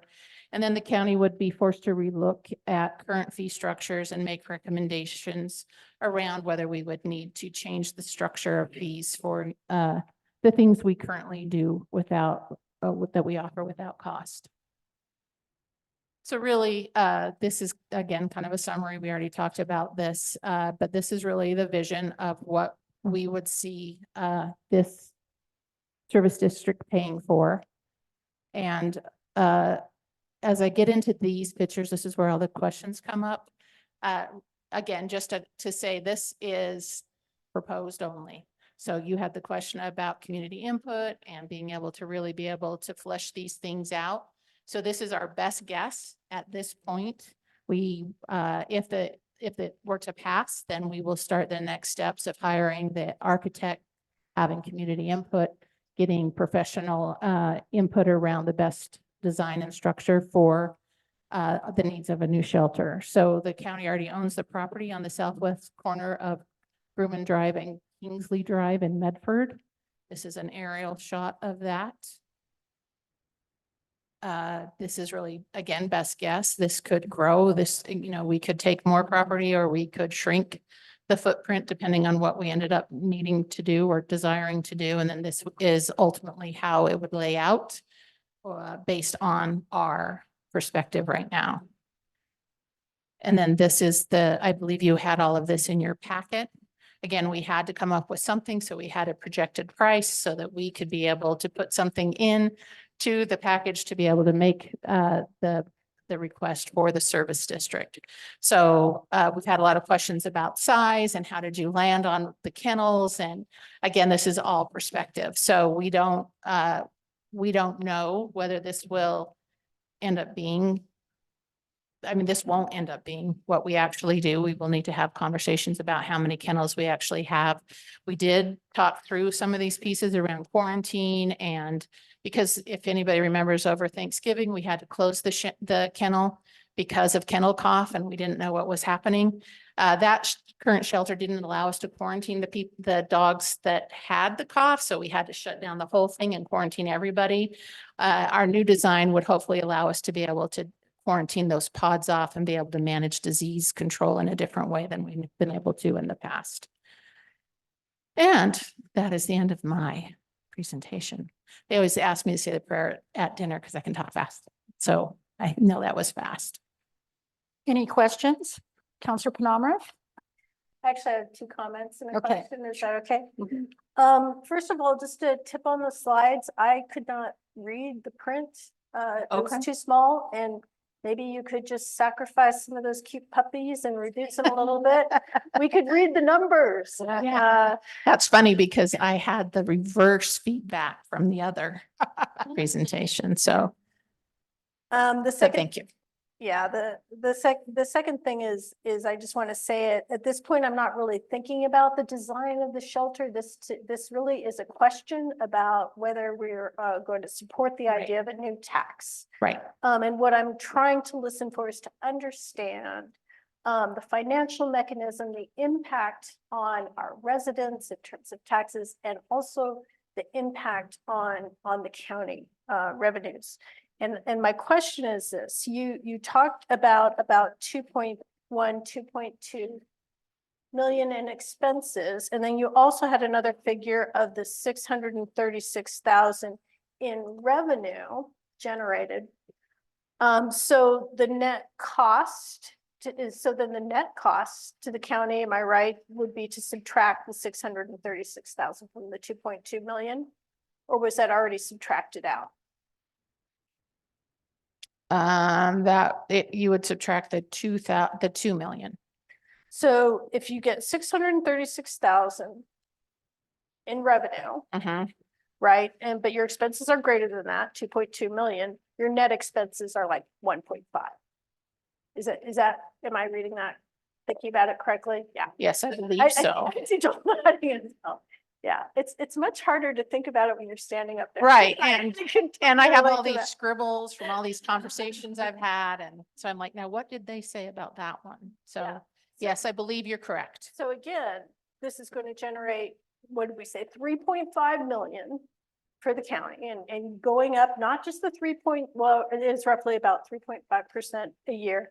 And the services that this is replacing currently costs the county 1.5 million. So that's a $2 million net gain.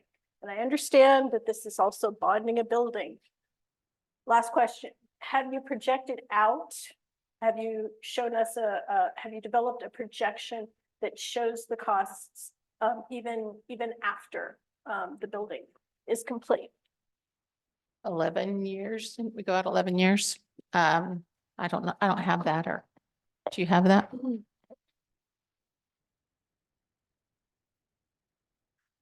And I apologize, Joel, again, for the county. I don't have your packet in front of you, but if you looked and I believe that you saw it, Counselor, there's like an 11-year projected budget.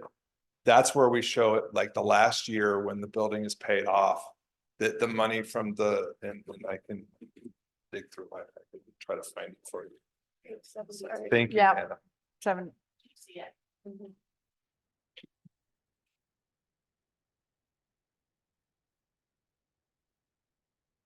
Also on the narrative. One of the big. It's one of the big Picture. sheets.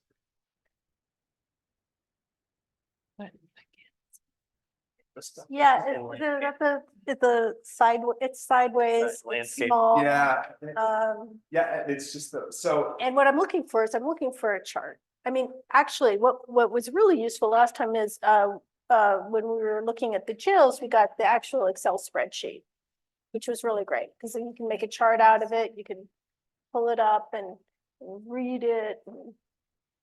So I'm writing this down along with what the mayor had asked for, which was sort of what's an easy way to see where the revenue or reserves are dedicated. So what I can do is I figured out I'm gonna be able to get you the Excel spreadsheet and not today, but what I can. Oh, not today, yeah. Is get it to your city manager and then provide it to you as quick as we can.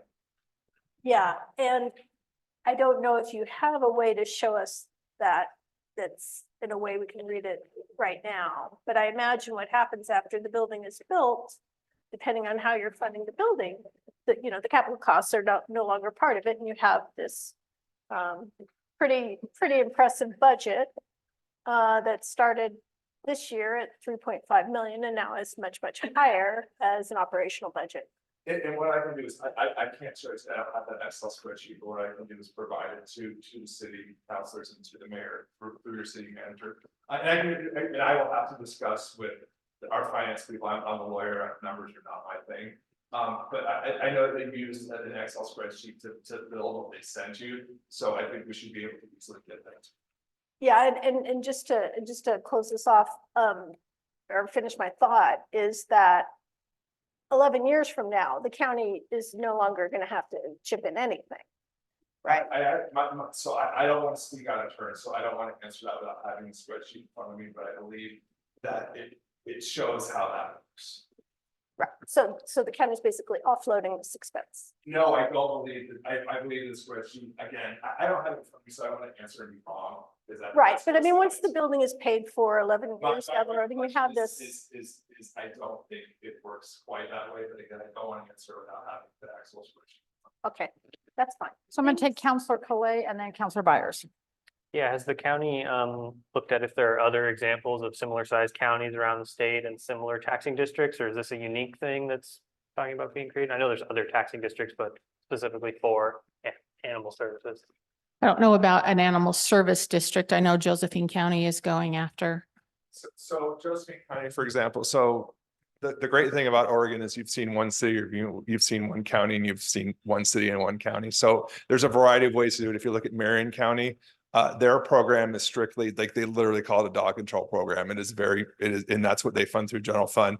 Josephine County runs a fairly robust shelter. They use operational levies, which is what the city manager said. So that's a 5 year, every 5 years, you have to go out and ask for a new vote to get the revenue. I believe Josephine County is looking for 48 cents in their new revenue, in their new levy, to run their animal shelter for the next 5 years. Douglas County is able to run a very robust shelter because they have a person who has a lot of philanthropic heartness in their heart, and so spends a lot of their own personal money to offset. Douglas County's, I believe Klamath County has a very similar private person who wants to help fund it. So we're not aware of any other animal control service, but if there's someone who has a lot of money who would like to donate it to the county to help run the shelter, we would happily accept it. Yeah, not necessarily on the philanthropic note, but has the county, what other options for funding has the county explored for this project? So we do have some other options. So we would like to, best case scenario, plan A, which is what we're focused on, is to provide long-term stable funding. If that doesn't work, then other options could include we just mentioned the operational levy, which would then provide 5 years of funding at a time. One of the problems with that is that what do you do in 5 years if someone says no? So you build a whole program out, you rely upon the funding to build the program out, and then the voters end up saying no, and so then you have to end up cutting. So that's plan B. And then plan C would be to with the money that we currently have, the 600,000 in revenue that it generates, to see how that would be impacted by any changes, the current amount of money that we're spending from the general fund, and then to basically build a project, or build a program, not a project, build a program based upon that amount of revenue. So our goal is to provide what we think is, and from the feedback we've got, is the program of animal services that the community wants.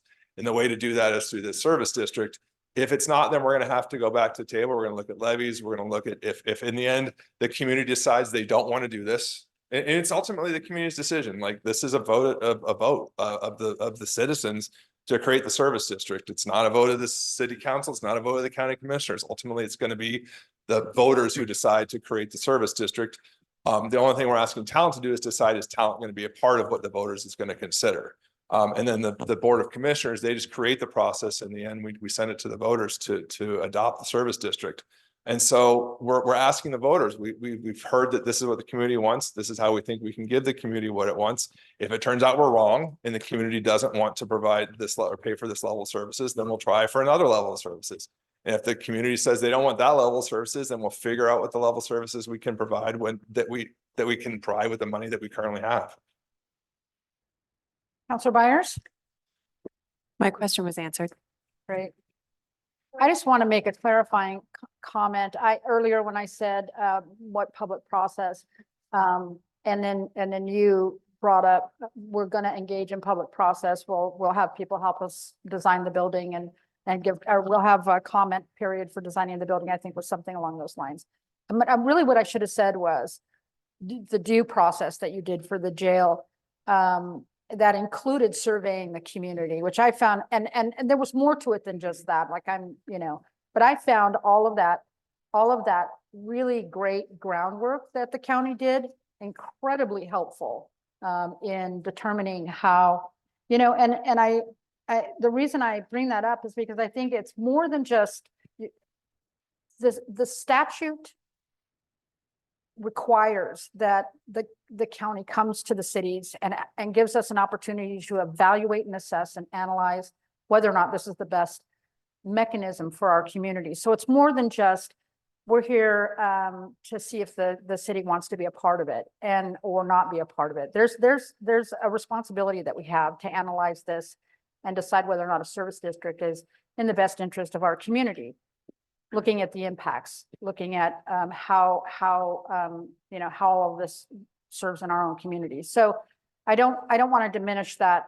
I don't want that point or the responsibility that the council has in this part of the process to be diminished.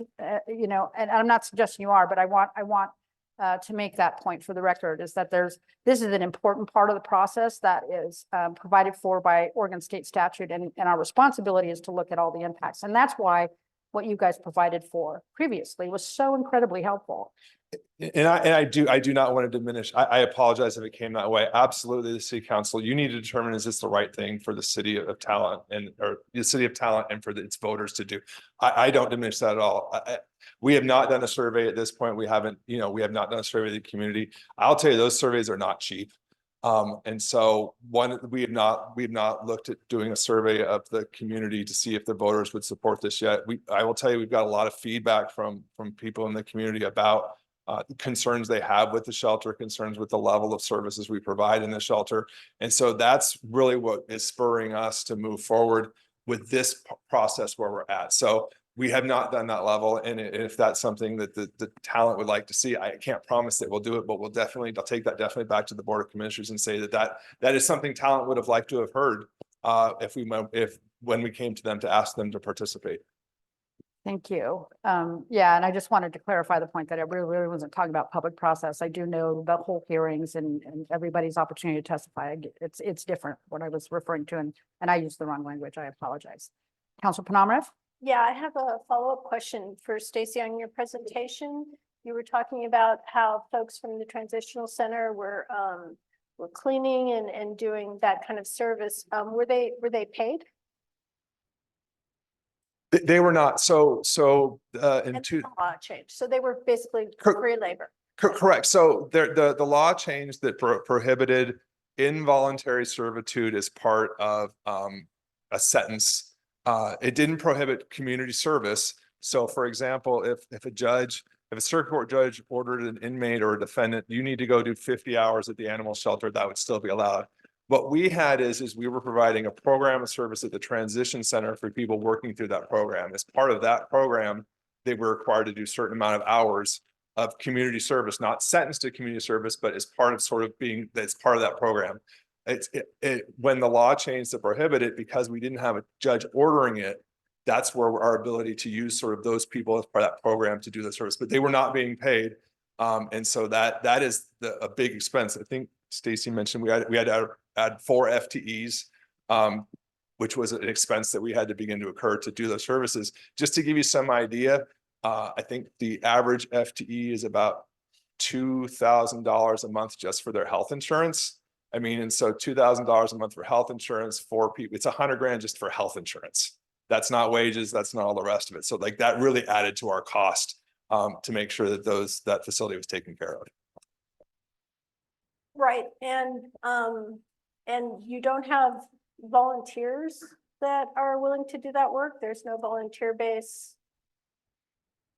So 2 things on that. One is that many of our animals are too risky for us to put volunteers down there. Like I said, many of them are aggressive. Many of them are very challenging to handle.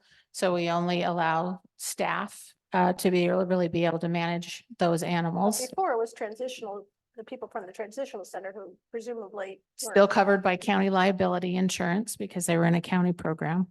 So that was part of the thing. And not everyone wants to do that work. So although we have heard about volunteers wanting to do that hasn't been a consistent thing to be able to have the numbers we need to be able to rely on that every day. Counselor Byers? I can actually speak a little bit more to that. From volunteer experience of people that I'm very close to. And the FOTOS actually operates separately from the shelter. And so the volunteers are coordinated through FOTOS. And so when FOTOS is not in operation because it's not a day that they're operating or outside of operating hours, it would be staff from this program that would be offsetting that for like, because there are days, full days where FOTOS doesn't operate. And so therefore volunteers are not on site doing things. And so feedback that I've heard about this is were days where when people in this program were working, that was the only time dogs got to go outside all day. And otherwise they were in their own excrement in their pen. There are no days currently that volunteers aren't on site. I'm sorry, what was that? There are no days currently that volunteers are not on site. That's excellent. For a little while as we were coming out of the pandemic, Yeah. it was like that. Yes. All right, are there any more questions? All right, thank you. I have some speaker request forms. We'll go ahead and start with that. Thank you so much. Good to see you both. So the first speaker request form is Denise Kraus. Please come forward and state your name for the record.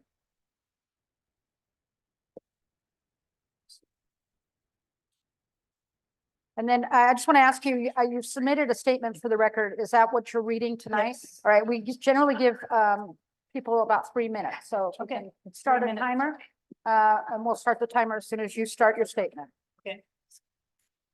On February 29th, the Jackson County Administrator updated commissioners on long overdue capital projects.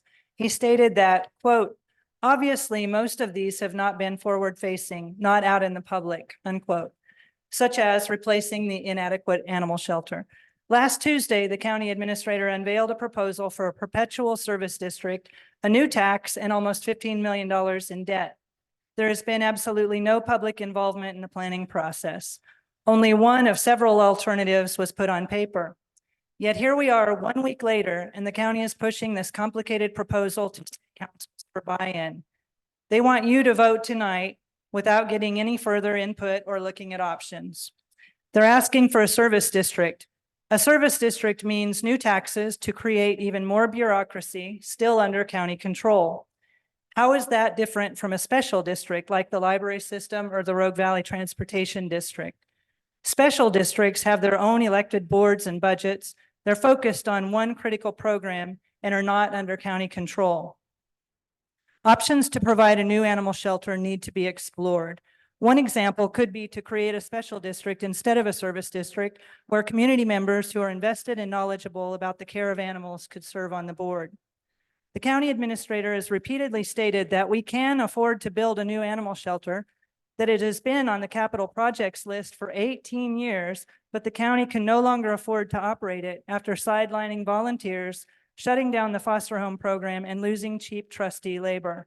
Those are problems that can be fixed. Why not explore the option for county to proceed to build a bigger, safer, more efficient shelter while a community-oriented process sorts out the best long-term options for operations and funding? We deserve transparency. We need to examine all viable options with public input and forward-facing planning involving experts and respecting stakeholders. As a shelter volunteer myself, I am extremely concerned about our homeless animals. Rubber stamping bureaucratic proposals disserves the public's interest. It is time for a collaborative and cost-effective approach, not defaulting to higher taxes, a perpetual service district, and more unresponsive big government. City councils can hold off until they can do more research and get public input. Don't get pushed into a bad decision. If you vote yes on the resolution tonight, and later in the countywide vote, your residents vote against the service district, but the overall county vote passes, your residents will be bound by a perpetual service district and tax that they actually rejected. Caution is warranted. Jacksonville tabled this last night. There may very well be a better way. I thank you for your time. Thank you. We have Laura Ahern, and I think she's online. That might be the LA that is on the Zoom. Can we check in and see if that's, I can't see it, so, because I've got the packet in front of me. Yep, she's raising her hand. So, so Laura Ahern, I have a speaker request form for Laura Ahern, and she seems to be on Zoom. So, it looks like there's a statement attached as well. So I'm going to go ahead and provide that to you, Hector, for the record, for the minutes. And if you can, I think, Laura, can you speak now? I can hear you. Can you hear me? Yes, yes. Okay, Laura, so same thing. Oh, good. I want to tell you that we provide 3 minutes, and that the copy of the statement I have here, is that the statement that you're reading to the record? Oh, it's been modified, and actually I have quite a few materials that respond to many things you've heard. I would be happy to supply separately. So let me do my best. I'm Laura Ahern. I live at 8595 Upper Applegate. The county is asking Talent to proclaim that it is in the best interest of your citizens to impose this service district and tax for a shelter that, according to the pro forma, will find homes for only half of the number of dogs who got adopted last year. It's designed to have only 120 kennels. The current shelter is already overflowing with over 100 dogs. There is another crucial error. The county is wrong that trustees cannot be used. I spoke with the Department of Corrections today. Yesterday, Jacksonville wisely tabled this resolution. Too many flaws and inconsistencies and a lot of information withheld. Where are the other options? All of the important choices have been made by non-elected administrators with zero public input. This isn't a simple matter of allowing Talent voters to have this idea on their ballots. You are asking to endorse this particular plan. If you say yes, but in November Talent votes no, yet the measure passes countywide, you will have saddled your citizens with a district they do not want. The municipal entities take custody of animals. The county has housed them for free, but this may end. It's said to be a few hundred thousands of dollars. Nothing in this proposal will guarantee you free use of the new shelter or address if small towns like Talent are subsidizing others. Actually, should the cities be charging the county? When a city takes custody of a dog that will be neglected or on the loose if the owner is arrested, the city is covering the county's dog control duties. Nothing will guarantee Talent residents access on a reasonable term. The district would be controlled by the commissioners and same bureaucracy. Last August, they increased 3-year dog licenses for seniors and veterans by 75%. Rescue group permits up 142%. Abandoned kittens and puppies up 800%. There is nothing in this proposal to stop these exorbitant fee increases. 30 seconds. This proposal was hatched last Wednesday. What happens if you say yes, but other cities say no? Your voters deserve better.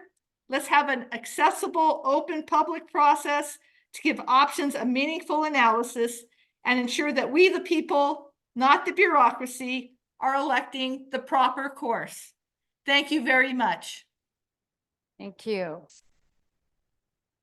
The next speaker request form is for Brooke Butler. Please come forward and state your name for the record. And Brooke, I'm going to reset the timer. And I'll start it so please state your name and city for the record. Hi, I'm Brooke Butler. I live just down the street in Talent.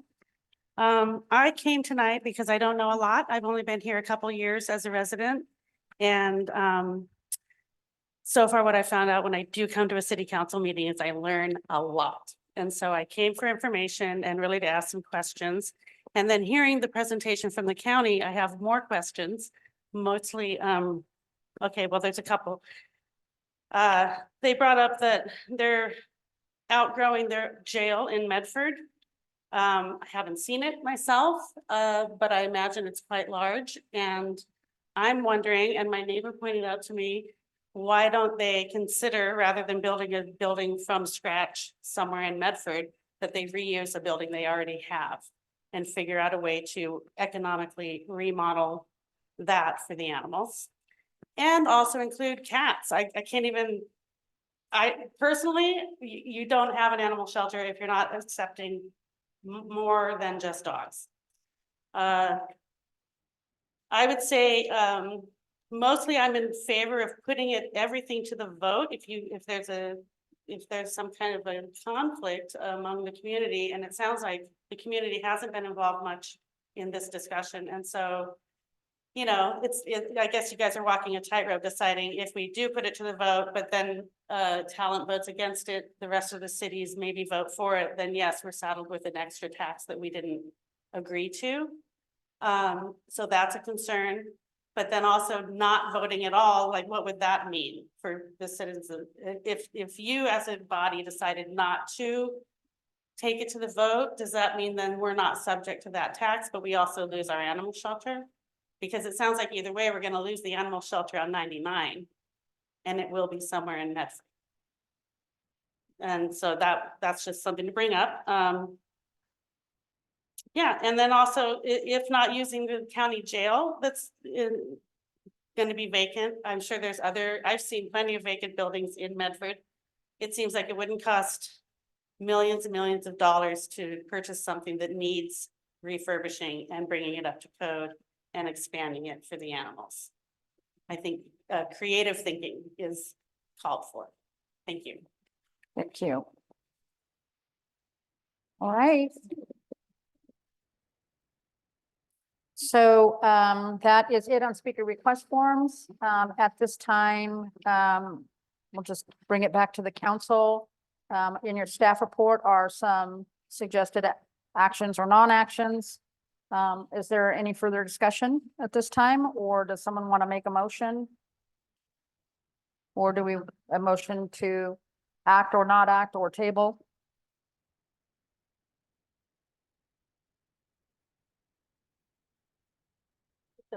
Counselor Clarifying Panama? question. So tabling would basically just to be postponed indefinitely, which essentially means there won't be any action in the future.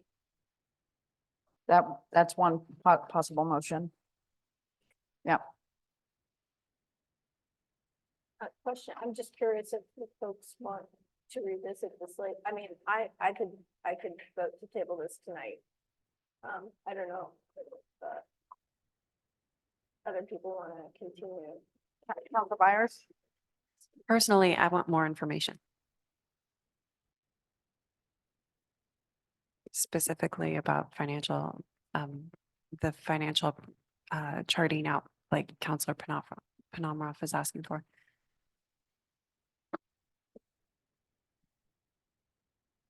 Counselor Panamroff? I'll just say, I don't think, it'd be nice to have that additional information, based on what my understanding of the situation now. I have enough to feel that this is not a well-vetted, solution. I would like to tell the county to go back to the drawing board, do a survey, get more public input, and I don't think it's our job to figure out the best solution for this problem. We're not talking about a huge amount of money, by the way. I mean, 1.5 million is just such a small percentage of the county budget. I mean, you could stack up a few salaries that we're very familiar with and get almost there. Counselor Byers? To me, more information includes surveys and public input. Counselor Panamroff? Yeah, I guess what I meant to say was, I don't think this is our problem to solve. I kind of want to say to the county, go back to the drawing board. Work with folks who really are invested in this. And if you have a better solution further on down the road that requires cities to weigh in on, I'm happy to listen. but this isn't it. And I don't really want our staff to be spending time, or actually frankly, those of us who are sitting here for $125 a month to spend time trying to solve and understand the county's problem.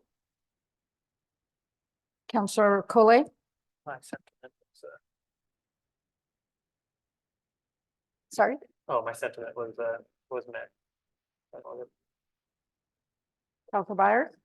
For the record, I think we're saying the same thing, Counselor Penamara.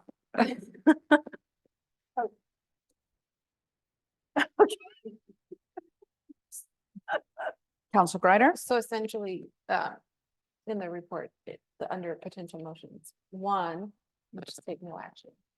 Is table. Because I often think of tabling this, coming back to discuss it later. Yeah, No. so, you're right. I mean, I don't disagree with that. So there's a third. You could that- make a motion to table as well, and, so Counselor I Penamara? just want to clarify, Robert's rules nerdiness, lay it on the table means we're going to pick it up in a few minutes. The expression Postpone. postpone indefinitely means, we're not touching this. So it's kind of like take no action. It's That makes a little bit more definitive. But as long as it's clear that, I think if we're saying that we don't want staff to spend any time on this, that we're kind of saying go back to the drawing board, we're done. Then maybe just take no action is sufficient. Does anybody disagree with that? All right, so we'll go ahead and move on to the next item. Do I need a motion for anything? Yeah, I mean, that's my assessment as well. All right. Very good. Thank you for coming and letting us know. Yeah, Mayor, I Counselor- could make a motion. I'm going to accept a motion. Council Perry Miller? I move to take no action and decline further consideration of this matter at this time. Second. We have a motion and a second to take no further action or decline to consider this matter at this time. Is there any further discussion? Any further discussion? Seeing none. All those in favor, please say aye. Aye. Any opposed? Motion carries. Thank you, Councilor Perry Miller. I'm going to go ahead and step down from the dais and hand the gavel to. Alright. Yeah, all right. So I'm being asked for a 5-minute break. We'll reconvene in 5 minutes.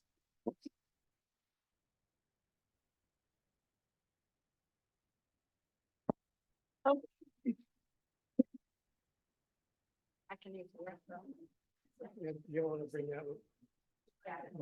Your sentiment was what I was, you were both saying the same thing, and I was gonna say what you were saying, but if we do nothing, it's, yeah, fine. Yes. No, I'm getting that, speak clearly. Bring this back later. Also, that is here. No, like when I'm saying surveys, I mean from the country. I mean, like, Because so like, I get one thing wrong and then so that's why I was like, listen, it's okay. So, sorry about that. It's okay. Thanks for like spelling it out. Yeah. I never.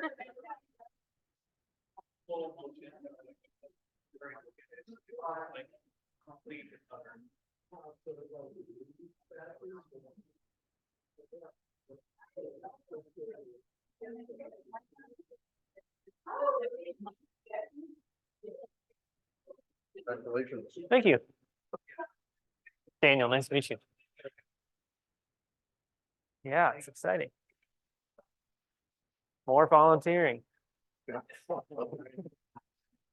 get you on the loop on everything. Yeah.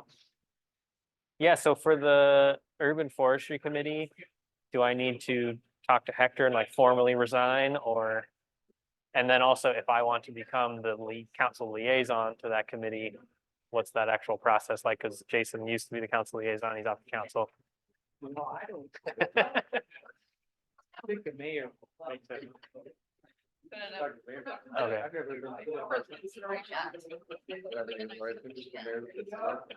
Gotcha. I think what they do is they ask. They consider. Yes. Yeah. People.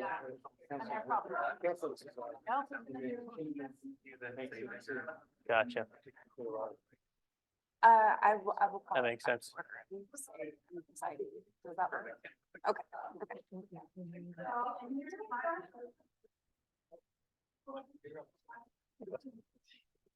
Are we at 5? At 5. I'm gonna call us back to start the meeting again. Call us back from break.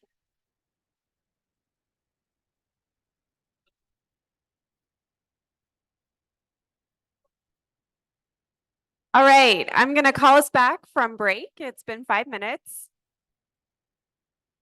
I think Pestizo. She's right there. Anna.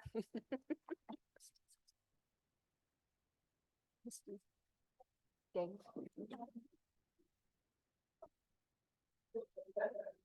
Oh, we're missing this too. Is there a time when you think it's have to end by or no?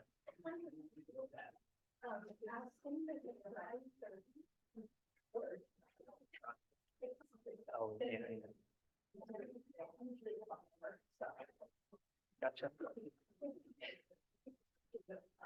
So for the record, while we're waiting for our final counselor to join us up on the dais, I, Council President Anna Byers, am taking over chairing this portion of the agenda item 11.2. And we will reconvene officially in just a moment.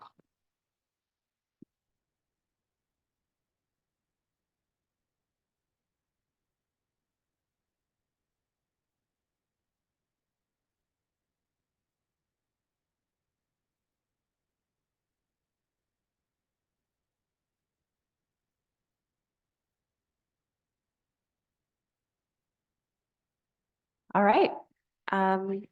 Agenda item 11.2, update from Talent Business Alliance.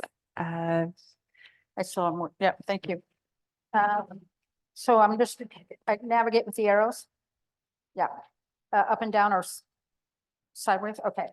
Hey, thanks, everybody. Darby Ayers Flood. I serve Talent Business Alliance as president of the board, back for the annual update of what we've been up to over at TBA. I always like to start with just reminding everybody that our current focus is in fire recovery and helping businesses sustain. I was really gratified to hear a testimony tonight from 2 potential counselors that one of the key initiatives that we need to focus on in our community is sustaining the businesses that we have. And that's really what TBA does most of all. And we've derived our mission through a lot of different methods. It started with the SOU survey that identified the priorities directly through a survey that they did with local businesses. Also, immediately after that, we held a business forum that was very well attended. In fact, it was a full house.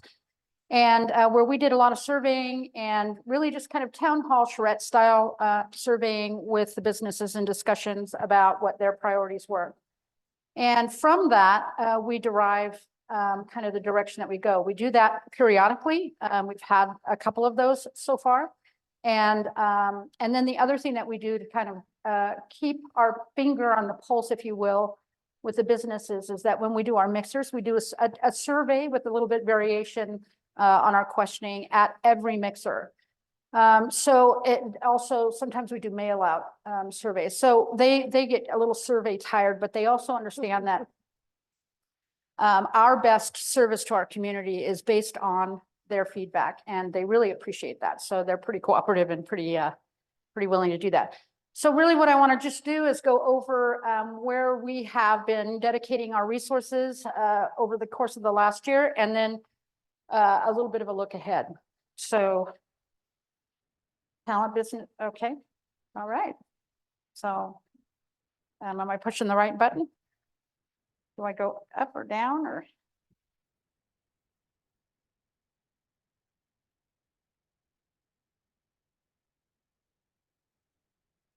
I'll try to make this pretty quick. I know that we have a few more important agenda items left to consider here. Do you want me to just use the pad? Will you navigate for me? It's the up and down, okay. All right, there we go.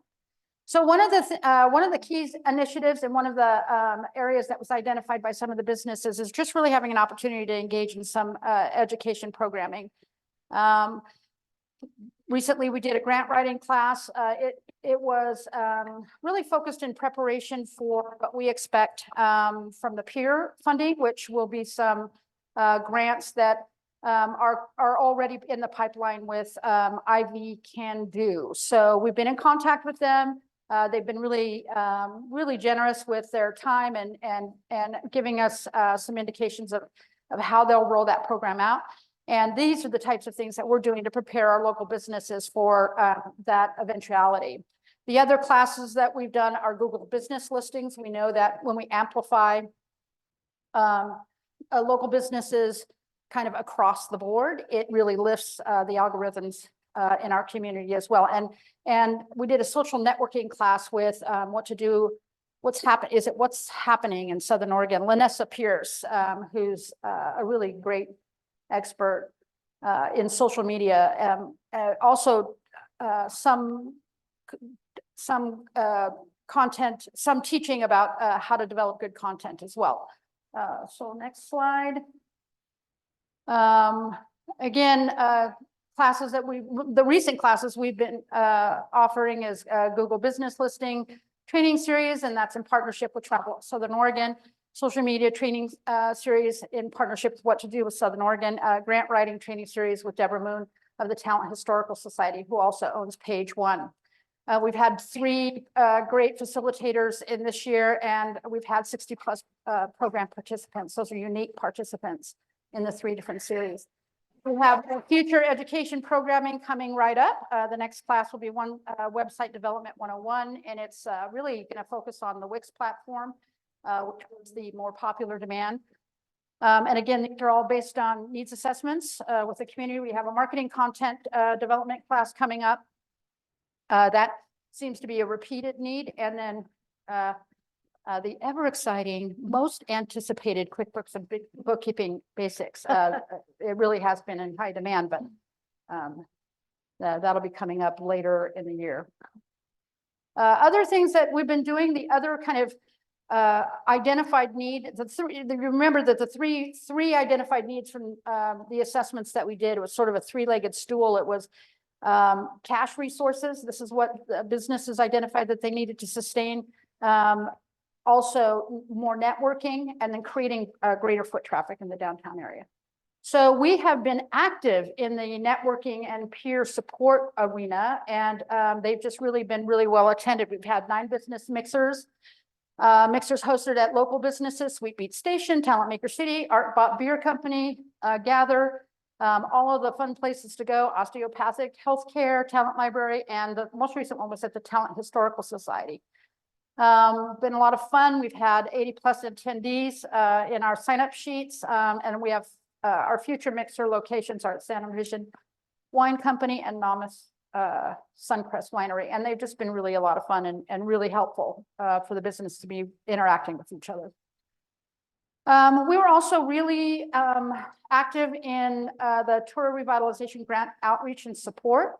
These are some of the projects that were a direct result of our partnership, Talent Business Alliance partnership with Talent Urban Renewal Agency. You can see where Momgren Garage did a facelift. We really love what Gather has done and what Art Bob has done. And then another great project was over at Talent Club, where they rejuvenated their light up sign, painted the outside, built a deck. It just looks fantastic. And it was really money well spent. And it was really such a pleasure to be involved in that project and engage and be a part of the outreach and support system for it. Grants for businesses, you know, we did the Boost and Amplify grant program ourselves. A lot of businesses took advantage of it.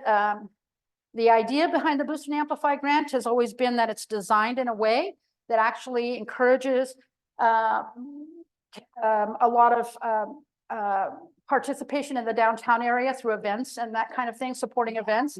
And yeah, the impact to our downtown businesses has been phenomenal. We've had reports that on some of the events that we've done, you know, some of the restaurants ran out of some of their food items. It's just been an incredible effort. The Boost and Amplify is a really successful program. And so some of the, and it's available to nonprofit as well as for-profit. And some of the programs that have taken advantage of it is Lights and Bikes, Talent Maker City, El Mercadito, Corliss and Fortaleza. They've grown to the point where they no longer fit in our little space, and they're now in the Ashland Armory. We're really excited about that. Dia de los Muertos and the Day of the Dead race are two organizations that we've done grants with. The Alameda Fire Anniversary event with Grotto, a real great crowd in the downtown area, Wagner Plaza vendor markets. We've supported that. Talent Summer Markets and Movies in the Park, Alameda Fire Exhibit and book, the book project for the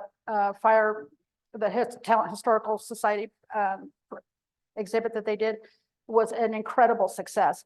And you can see that this is how the design of the program is that by awarding and supporting these and partnering on these events, we've been able to really generate additional foot traffic. Sort of a win-win situation, getting cash into the hands of some of these organizations and businesses.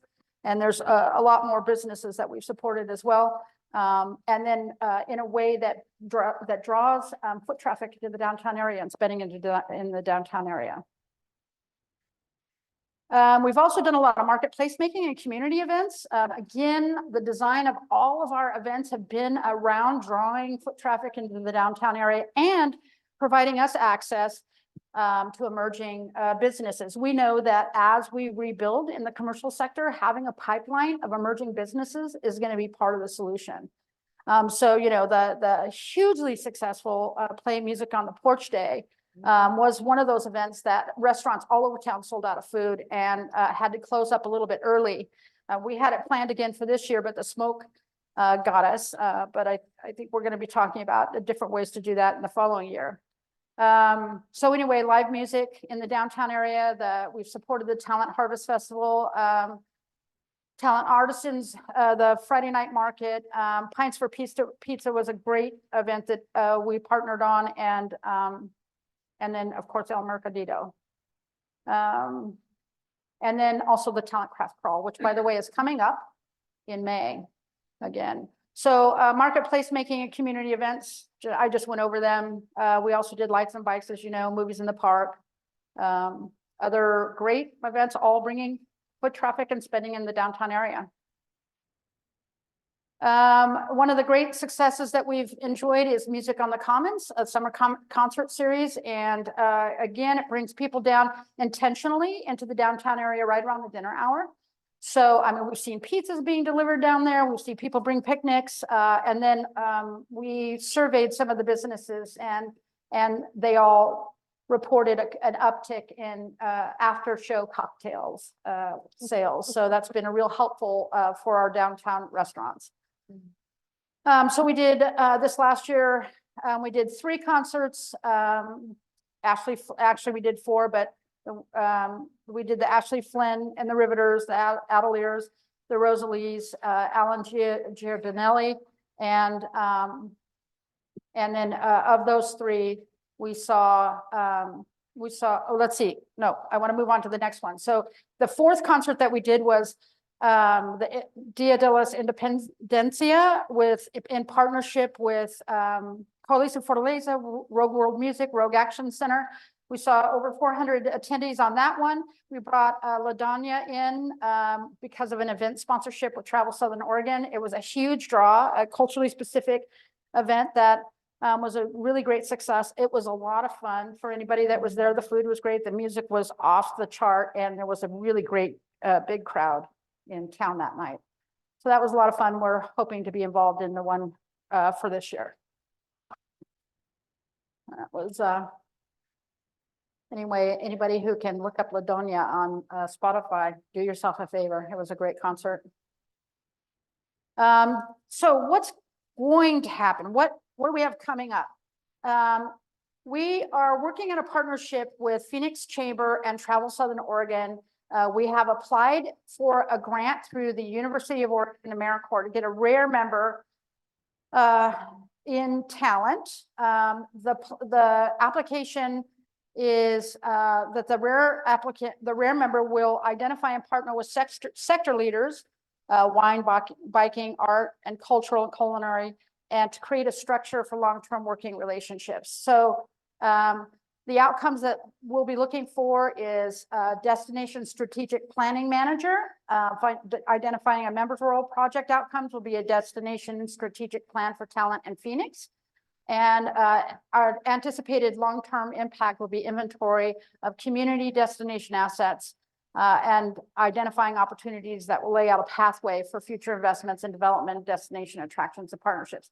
We'll be coming to the city asking for participation in this, and this is part of, why we time this annual event, this annual update the way we do, because we know it's right before budget season, and this is a initiative that will actually have long-ranging impact for the entire city. So we hope to include the city as one of our partners in this project, and we'll get back to you on how the application is going. Another great project that we're working on in partnership with the Talent Historical Society, Talent Maker City Coalition, Fortaleza, and TPAC. The TBA is taking the lead role in a project called Our Stories Through Art Partnership, OSTA. We just received a Ford Family Foundation grant to do the project strategic planning. We hired Page One, contracted with them to implement the process. We'll bring the stakeholders together, the partners and local businesses. And there will be a community engagement piece as well, where we're going to bring everybody together. And the pieces of the project really is the kind of the general plan is that the stories about our community's history, including stories of community that are currently not told at our historical society and not as well documented, will be gathered at the Talent Historical Society. Those stories will inform public art projects. And then those public art projects will be implemented in partnership with TPAC throughout the community. And the idea is to wrap this back to the project that we're doing with Travel Southern Oregon and Phoenix, where we can start to tell our story through art and make that part of the destination picture that we'll be developing for the City of Talent. And as well for the City of Phoenix. So we're pretty excited about these long-range projects and how they dovetail, work together. So those are the two big, we'll continue to do the type of work that we have been doing as long as we can continue to receive funding for it. But these will be kind of bigger lifts with better impact, more long-range impact moving them forward. So that's pretty much it for now. Does anybody have any questions about what's happening? Councilor Panama? Councilor Panama. Oh, sorry. Old habits die hard. And It's I hard don't to take know that this. hat off. Yeah. I don't know this. Do you know how many businesses are in Talent? Roughly, I want to say 100, but I don't really know. Registered businesses, there are over 100. Over 100, yeah. okay. Yeah, because I'm just saying 60 people, 80 people showing up at these things when, I know a lot of them are from Phoenix too, so that's cool. But that's pretty big turnout. Yeah, I mean, most of the businesses that are coming are from Talent, but we have been we've had an open door with Phoenix businesses actually going way back. I used to be on the Talent Chamber, the original kind of organization. Before they changed the name to TBA. And we've always had this really great relationship with Phoenix that Will and I are continuing to move forward. And I don't know if anybody knows Will Volpart, but he's about as great a guy as they come, and he's an awful lot of fun to work with. I know we're all really enjoying the partnership. Any other questions? We'll see you soon with an ask for the help on the rare participant. All We right, still have thanks, everybody. 2 slides. Oh, there's still 2 slides? You? Oh, that's right. Here we go. So, yeah, we want to say thank you to the community for voting Talent Business Alliance #1 most community-minded business in town for 2023. It was such a delightful surprise to get this news, and it was a great boost to our morale at a time when we really needed it. So that was really great. And then thank you to our partners. In 2023, we've had the pleasure of working with Travel Southern Oregon, Oregon Community Foundation, Coalition and Fortaleza, City of Talent. Thank you so much for your great support. All Care Health, Pacific Power, the Ford Family Foundation, Business Oregon, Rogue World Music, a great partner, and we hope to keep partnering with you. Umpqua with them, Umpqua Bank, Talent Historical Society, Talent Maker City, Phoenix Chamber, WorkSource Oregon, and the Urban Renewal Agency. And we are just about to add Evergreen Bank to that partnership. So we're just clipping along and really, really appreciate everybody's support. Really great effort. And of course, Business Oregon, who is partnered with us on a really incredible 18-month project that we are just really excited to be a part of. Thanks, everybody. Do you want this open? I'm gonna take my TBA hat off now and race right back to my chair. Thank Oh, you. Thank yeah. you, Anna. Oh, yeah. All right, everybody.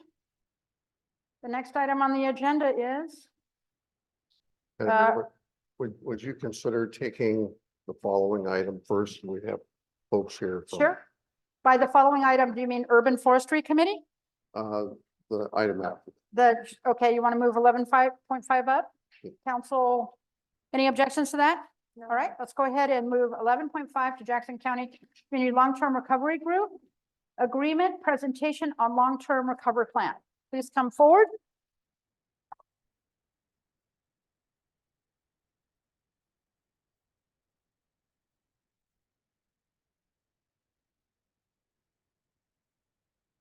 No, I'm gonna use my notes. It is very late. It is 800 hours past my bedtime.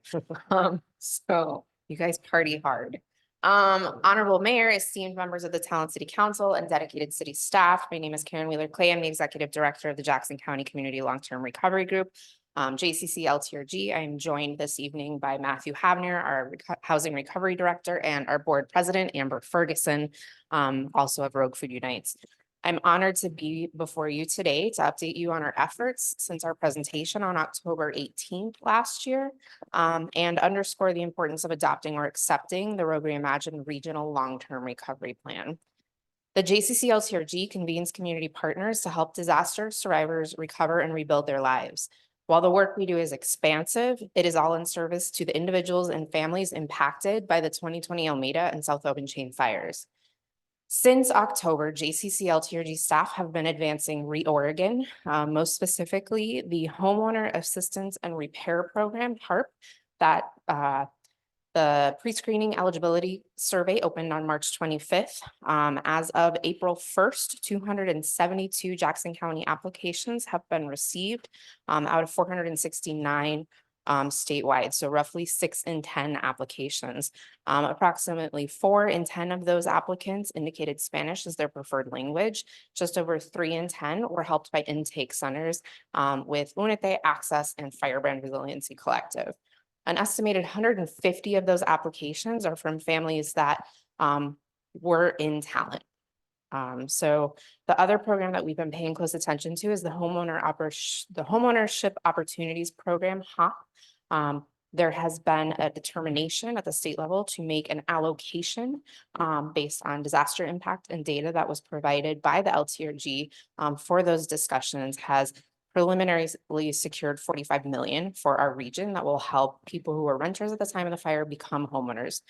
The other big bucket of work that we focus on is housing production pipeline and land availability, which is MATS efforts. And so The Housing Recovery Work Group that he spearheads is a collaborative effort to connect pro-housing advocates with different backgrounds and experiences to meet wildfire victims, construction, and housing needs within Talent, Phoenix, and Jackson County.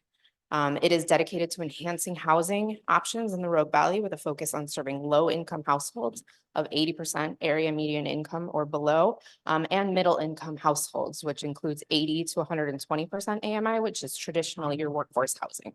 I offer you two examples of the important work that we have been able to accomplish because we are here in the city of Talent. The LTRG has been able to identify 50 acres of available land for affordable housing development, both within the city of Talent and within your urban reserves. Built relationships and facilitated conversations that have led to the production of housing in Talent and have the potential of materializing 300 more homes.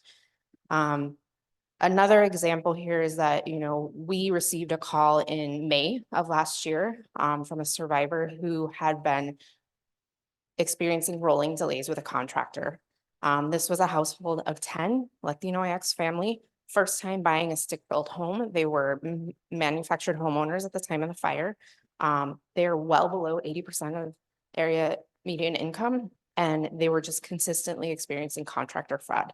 Because of the support we were able to offer them, because we just walked the 2 blocks to their home from where our office is, we have been able to shepherd and navigate and support them through the contractor fraud complaint process with the Oregon Construction Contractors Construction Board. Yep, CCB. Bedtime. And as of last week, because of the work that we've been able to do, they are now in safe, healthy, habitable homes. So this is a home that was renovated and repaired in your community because of the work of the LTRG. And so because of this lesson that we were able to learn with one of your neighbors, we've been able to advocate at the state level for safeguards that will ensure survivors are able to fully access and mobilize the resources available through the CDBG EDR funding ReOregon program. So on the subject of Rogue Reimagined, over the past 3 years, Talent has demonstrated remarkable resilience and determination in the face of unprecedented challenges. Significant strides have been made in building and restoring the city through the hard work of the council, its residents, businesses, and community partners. However, the urgency of the situation cannot be overstated. The increased frequency and intensity of extreme weather events and wildfires demand that we take bold and decisive action to protect our community and build a more resilient future. Rogue Reimagined is a roadmap that will guide us on this critical journey. I'm proud to say that Rogue Reimagined is not just a plan created in isolation. It is the result of extensive collaboration and input from mayor and council, dedicated city staff, and community stakeholders. Your input and feedback through key informant interviews, steering committee participation, review and editing of the final plan have been instrumental in shaping it and ensuring it reflects our community's values and priorities. Through your careful review and thoughtful input, Rogue Reimagined has been refined to address Talent's unique challenges and opportunities. It is guided by the principles of equity, inclusion, and community engagement. It ensures that all voices are heard and that the needs of our most vulnerable residents are addressed. This commitment to equity and inclusion is essential as we work to rebuild a stronger, more resilient community for all. It is a plan that not only addresses our immediate recovery needs, but also lays the foundation for a more sustainable, equitable, and resilient future. By adopting Rogue Reimagined, Talent will not only make a significant step toward recovery, but also demonstrate the council's commitment to building a stronger and more resilient community for future generations. I urge you to support the adoption of the Rogue Reimagined plan and continue your community's journey toward recovery and resilience. Thank you for your dedication and leadership in this critical endeavor. Thank you. Councilor Penamara? Thanks for that, you guys. I have 2 questions. The first one has to do with you mentioned like a housing that you were looking at our buildable lands or something in. Yeah, urban- so approximately 50 acres have been identified both within the city of Talent and within your urban reserves. Identified how? Is it a buildable land survey or? Through physical outreach to the landowners, connecting networks between them and financiers, nonprofit, affordable housing developers. For instance, about a month ago, I toured a nonprofit developer around City of Talent to a few different lots. And they're in active conversations right now to pursue building affordable housing within almost walking distance of where we stand tonight. That, Um, is our staff, the city staff looped into those conversations at all? they're not yet, but they certainly will be, as those deals progress. And then there are examples of developments such as Talent Senior Apartments, which was work done by networking through the LTRG, H Plus, and the landowners on those sites as well. So I know Age Plus is like, because I just started, I got to my first meeting, your really great base camp thing. So Age Plus made those contacts through LTRG. Yeah, so the LTRG identified the land and put the landowner in touch with H Plus developers. And that is what created the Talent Senior Apartments land lease deal. And we're looking for other lots like that to duplicate those efforts. Like Karen said, about 50 acres within Talent and its immediate urban reserve where I've been in contact with the landowners and have facilitated conversations with affordable developers and financiers. Okay. Yeah, I'm just wondering why the urban reserves, I mean. you can't really- There's two lots that lie outside of the urban growth boundary currently, but they're part of the reserve. Right. So they're TA4, long TA5. term. What's that? TA4 and K4 TA5. and K5, yeah, I mean, that's a process. We have to increase our population before we can Yeah. even get there. I deal with strategies that are immediate and long-term and even to end of century housing production. Oh, okay, cool. And have you been working with the staff at all on that? What's that? Have you been working with city staff on that at all? I'm not at this point yet. I work with Kristen Mays some and she helps. Yes. She's our staff. Yeah, She- okay, then She would yes. be the person, yeah. Yes. Then the answer is yes. Okay, great. Yeah, and all of the efforts that we are pursuing at this point are in alignment with the Rogue Reimagined Plan, right? So the Rogue Reimagined Plan outlines 21 projects that fall under three buckets. One, recovery from the fires. The other one is adapting to the increasing frequency of extreme weather events. And the third one is really building resilience for our individuals and families so that regardless of what climate change throws at us, we are able to bounce back from it. Any other questions? Councilor Panama?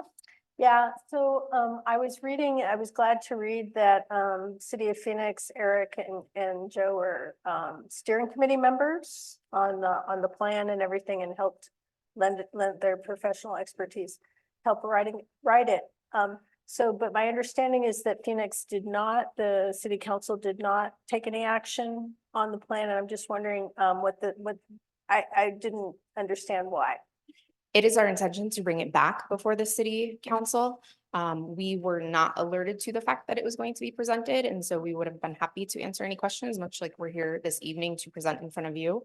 I think there were concerns about the components related to social determinants of health.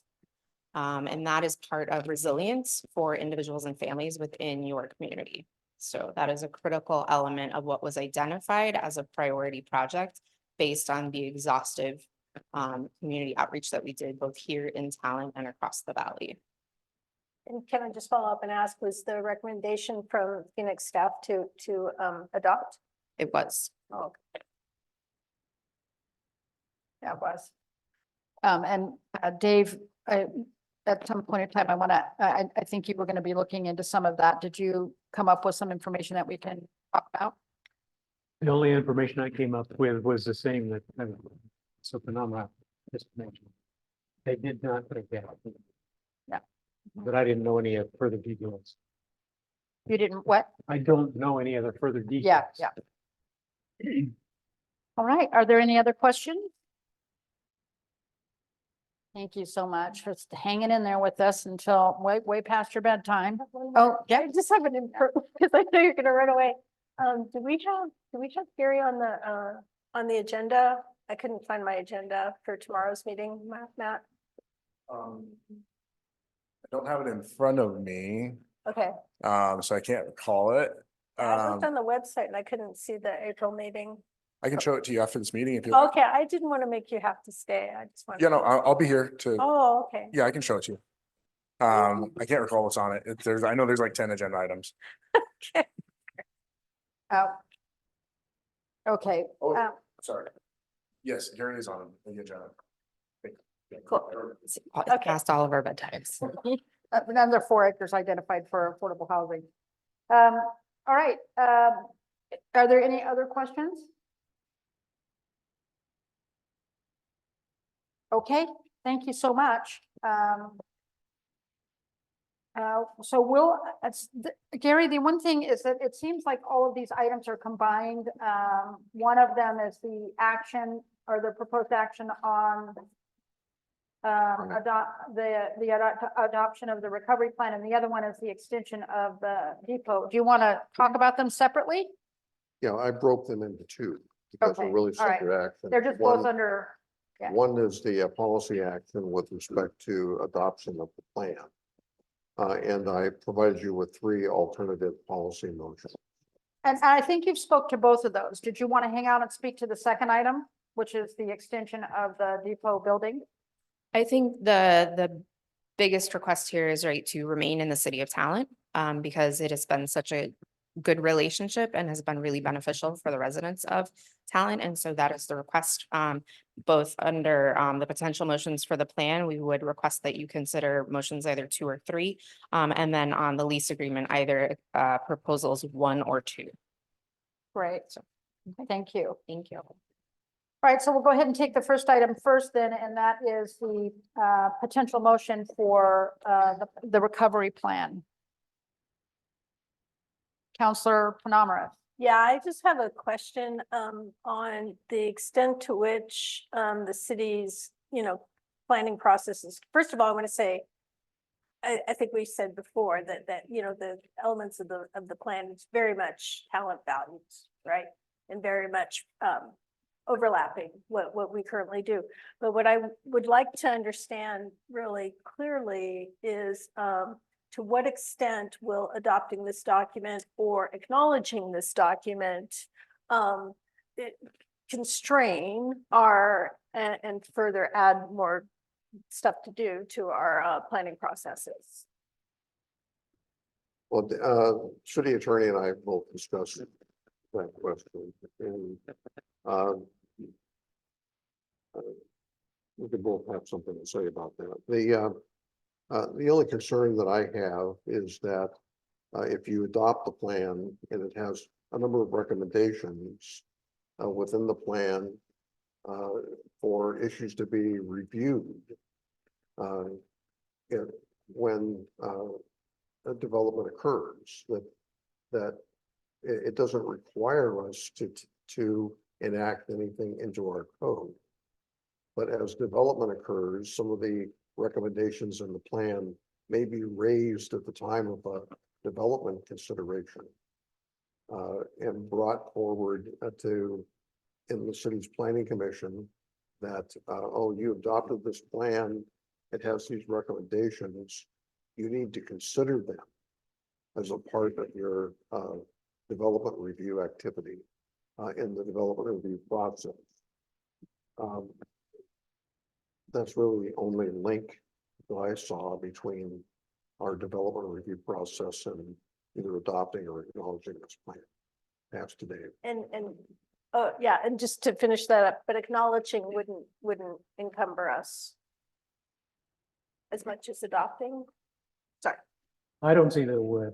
The adoption gives me pause because it'll be an official document that's a statement of policy that isn't yet part of our land like use code. Comprehensive And, plan, but yeah, not. and that could create confusion and delay and just kind of uncertainty on the part of both developers and the public.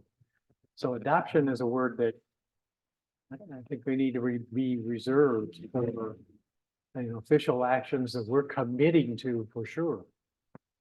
I don't see that acknowledging has that problem. Councilor Penamara.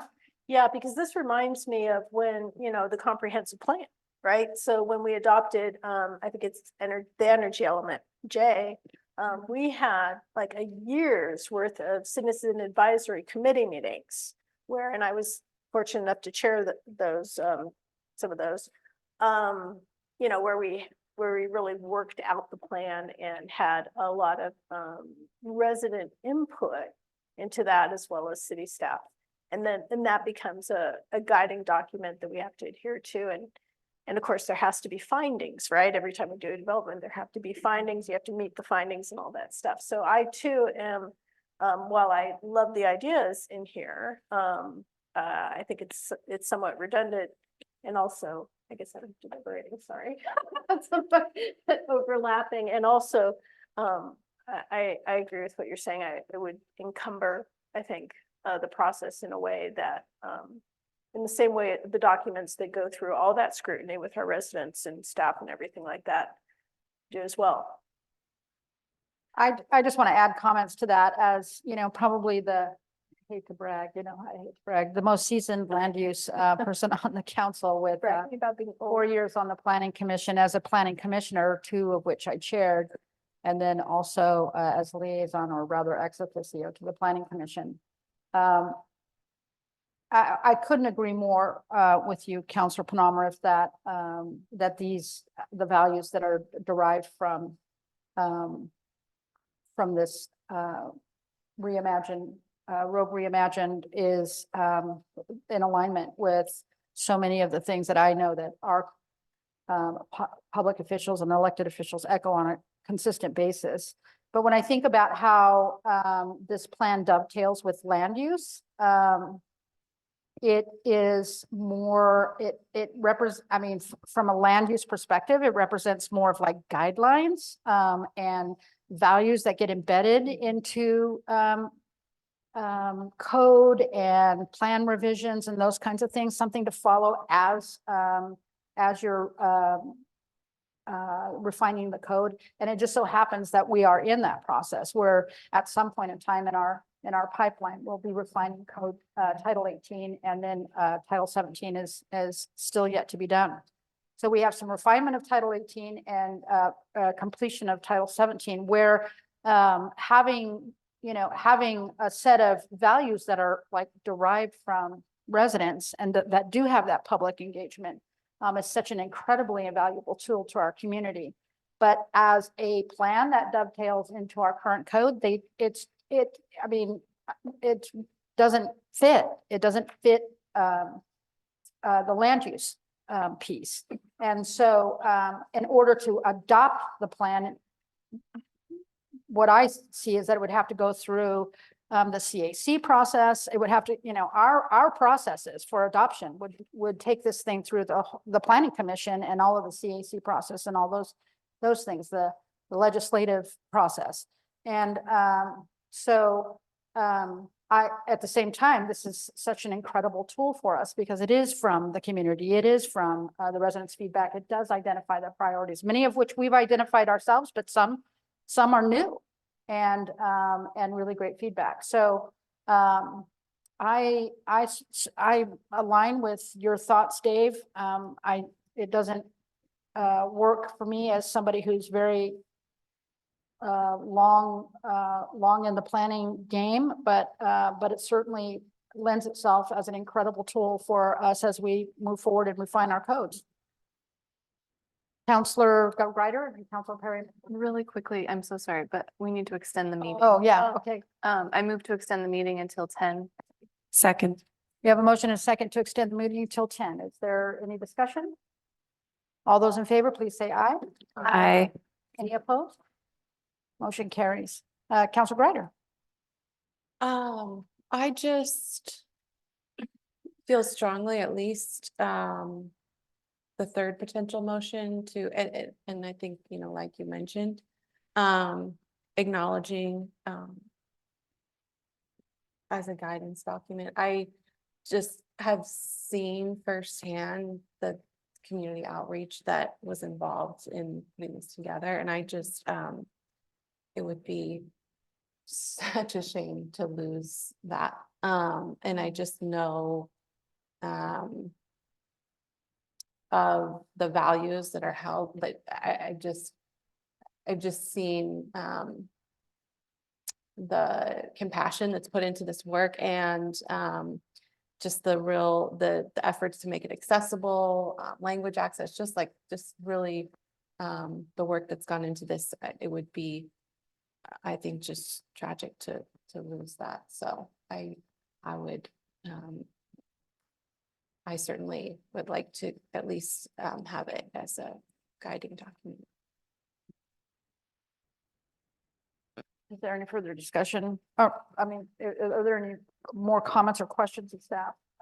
Counselor Perry Miller?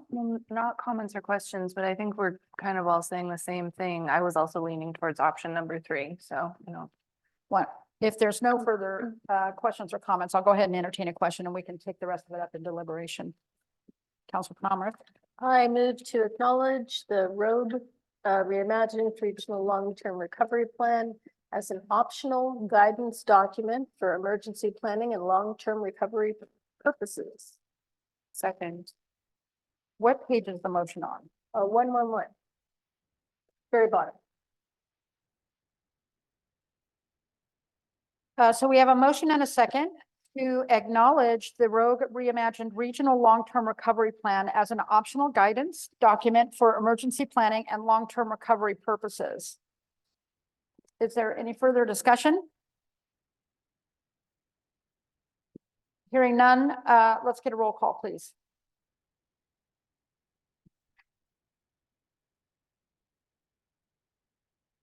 Oh, wait, I'm sorry.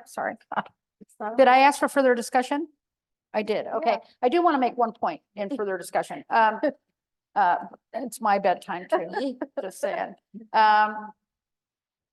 You know, this motion provides for optional guidance for emergency planning and long-term recovery. But the reality is that it also provides for land use planning. And that is, it's fortuitous that we happen to be in the midst of that process. And I know I touched on it, and it's not necessary to embed it in the motion, but to me, the greatest opportunity that we have to actually embed and galvanize the principles and values in this plan are if they are used to inform our code revisions that we are just about to engage in. So if this motion passes, I'll certainly myself as ex officio on planning and then invite my colleague as the other ex officio, make sure that this does become part of the code revisions and the title changes. So in that way, if the vote were to split, I would support this motion. Any further discussion? All right, let's get a roll call, please. Counselor Coley, Aye. Counselor Panemarov, Yes. Counselor Greider, Yes. Counselor Pestizo, Counselor Byers, Yes. Counselor Perry Miller. yes. Motion carries, Mayor. Thank you, Hector. The next item on the agenda is a discussion about the lease agreement staff. Yes, we have a request from the organization to continue with their current lease arrangement through July 31st, 2025, I believe it is. And we provided you with 3 alternative motions. One is to continue the lease through July 31st, 2025 for the current terms and an option to renew. The second is to extend the existing lease agreement through July 31st, 2025 with a modification that the lease payment rate shall adjust from $1 per month, I believe it is, not per year, to $562.50 per month, effective July 1st, 2024. And finally, an alternative would be to acknowledge that the lease has expired and provide a 30-day notice to vacate. We did some research with the local property manager on lease rates in the downtown area. The finding from that research indicated that, according to that property manager, that the prevailing lease rate in the downtown area was $1 to $1.25 per square foot. But he indicated that there should be some consideration in this case because the office is located on the 2nd story with no ADA access. So we came to the 562.50 as the recommended. I have some comments about this, if I may. The last time Jackson County Long-Term Recovery Group was before us, they came and asked for a 1-year extension. And at that time, we extended it for 6 months to December 31st, I believe. Am I wrong? Yes. Is that correct? Yeah. And I think there's another option as well.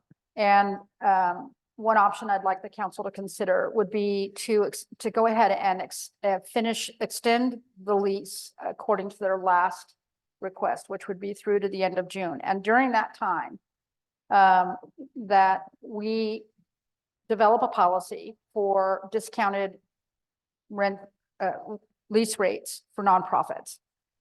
Because we have nonprofits in several public spaces. In fact, all of our rentable spaces are occupied by nonprofits. And I think that our approach has been incredibly inequitable up to this point.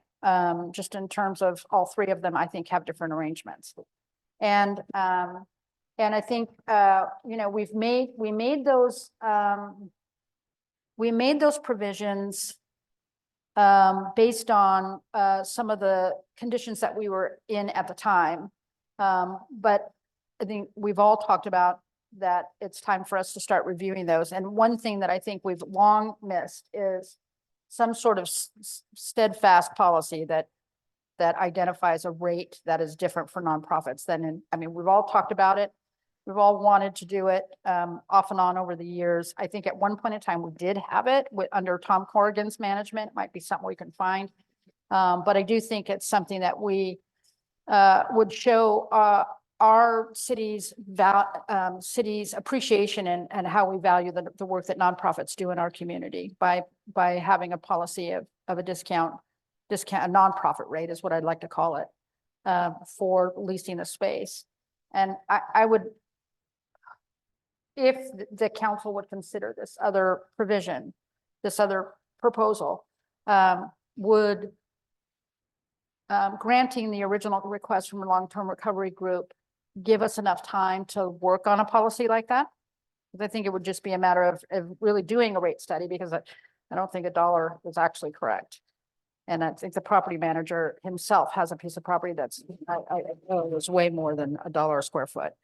So looking at the rates, getting an assessment done, and then creating a policy that can be brought back to the council for adoption, just to have, so this doesn't have to come back before. So every time we do something like this, it doesn't have to, it's a policy the staff can follow. It would June 30th give you enough time for that? Certainly. So that's another proposal. That's another proposition. So of the things that are available in the staff report, I'd like to add that to another proposition. Start with Councilor Byers, and then we'll go to Councilor Gregor. Just a note, that seems like 2 separate motions to me. Could be. Yeah. I think you're right. Okay. Yeah. Can I ask what, so there's 2 other nonprofits that have space, because there's space through society. Oh, okay. Are they through this? I would probably bring the same proposition to Tura. Yeah, And, yeah, I would. yeah. But this space is through the city, right? The I mean, space that Jackson Long-Term Recovery Group is currently in, is from the city, but it was originally tourist property, and it was deemed to the city, which eventually the other property will be deemed to the city as well, if not When- sold first. Okay. Yeah. Anyway, Councilor Penamarath? I'm just wondering what you're imagining in terms of, so not the fair, something between $1 and the fair market rate. Well, I think an assessment more than the downtown rates are actually quite a bit higher than $1, not quite a bit high. Yeah, 'cause we have done that assessment. We've got, properties for sale. And But I guess what I'm saying is it would be somewhere in the middle there. the discount is entirely up to the council, but if we have a policy that says this is the discount we provide for nonprofits, whatever the rate that the city is charging for their lease, they don't need to keep coming to the council. Every time this comes up, it comes before the council. This would be a policy that you can just follow. And we've been doing this for years, and every time it comes up, we talk about it, but we never seem to get to it. And I think we can afford ourselves the time just by granting Jackson County Long-Term Recovery their original request, which is to extend it to the full year that they asked for, and give ourselves time to develop a policy and just do it. I guess if I were a tenant, I'd be wondering what the rate, the policy is gonna say after. The policy will come before us in a public setting, so certainly folks would be able to weigh in on that. Right, but I mean, if I were planning, I'd want to know, before July 1st, what the rent was gonna be. So that's why we said we have to June 30th. 30 days. To the, If you want to, yeah, I mean, if what Yeah. you're talking about is extending it beyond that, yeah, and also just giving staff enough time to, because I agree with you 100%. I think that that a policy is the right thing to do, is a great solution. I'm just wanted to make sure. it's up to the council if where you want to, They need what time frame you want to give the staff. Counselor Collet? I think if and when we would come to creating that sort of policy, we could then decide, a time horizon to extend it for this specific tenant, but then the other tenants as well, like they would want notification, and I don't know, that could be part of the policy to put some amount of time on it that feels just for those tenants. Agreed. That's a good point. Anybody else? Counselor Perry Miller? Just that I trust that if Gary and staff needed more time, they would let us know, and then we could, address it at that point. Great. So you have potential motions. Is there any more questions of staff before I ask to entertain a motion? All right, I'll entertain a motion. Counselor Byers? Motion number 1. I move to continue the JCC LTRG lease through July 31st, 2024 with current terms. Did you say July? July 31st, 2024 with current terms. Is there a second? Second. Okay, we have a motion and a second to extend the Jackson County Long-Term Recovery Group lease at the current building with the current terms till July 31st. Is there any further discussion? Mayor, Counselor Perry Miller? just as a note, their original request was June 30th, but I think July 31st is just fine. I'm doing that so that we have a little more time to do the rate and then give them as much heads up to make their own decisions. Great. So, Okay. Any further discussion? All right, all those in favor, please say aye. I, Any opposed? Motion carries. motion number 2. Yep. I move to direct staff to draft a policy concerning a specific nonprofit discount for all spaces owned by the city and leased to other businesses. All commercial space, let's say. Is there a second? Second. We have a motion and a second to direct the city to determine a nonprofit rate for our lease agreements.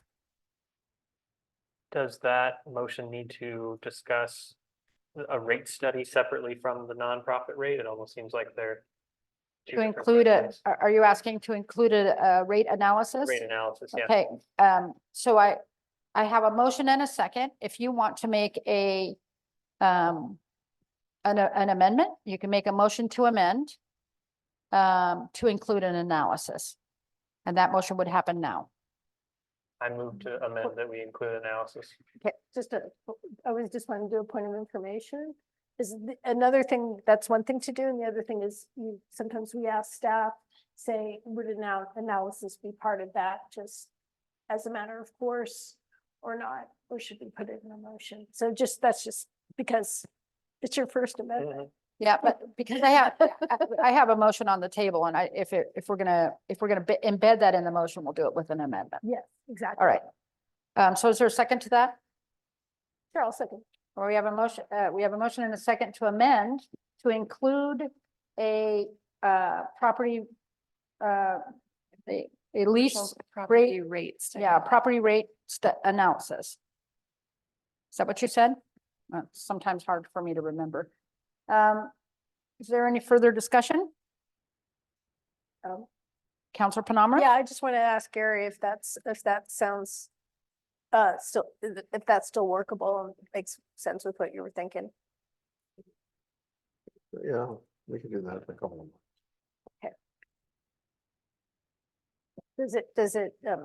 Does it make it harder? Does it increase the scope of the task? Yeah, I can't really analyze the scope of the task Okay. at the moment. Any further discussion? Counselor Byers? Just that, to second what Counselor Perry Miller said, let us know if you need more time. Yep. Yep. And the scope is being left to you, so. With all those in favor, please say aye. Aye. Any opposed? Motion carries. Back to the original motion, to extend the lease to, I'm getting punchy. Direct staff to 7:31. draft Yeah. a policy regarding nonprofit rates for city-owned commercial space. That's right, what she said. Any further discussion? I think we did the extension already. Any further discussion? All right, hearing none. All those in favor, please say aye. Aye. Okay, motion carries. And yeah, thank Thank you. you. Have a good night. Thanks. Next item on the agenda is other business and future agenda items. Does anybody have anything other or future? We still We have. actually We skipped 11.4. Oh, we got to go back to the forestry. Oh, my God. No, the intergovernmental agreement. Let's do that one. Skipped 11.3. Yeah.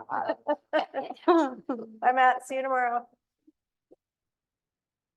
I think, Jake's.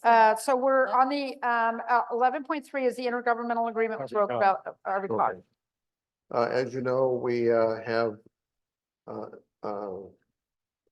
Community Development Director Kristen Mays has resigned effective this Friday. We have contacted Rogue Valley Council of Governments, who has planning staff as a part of their organization. And they've provided planning services to other communities in the Valley in the past. And we also have a need for some grant management services. So I contacted their executive director, met with them, met with their planning staff, met with their grants management person.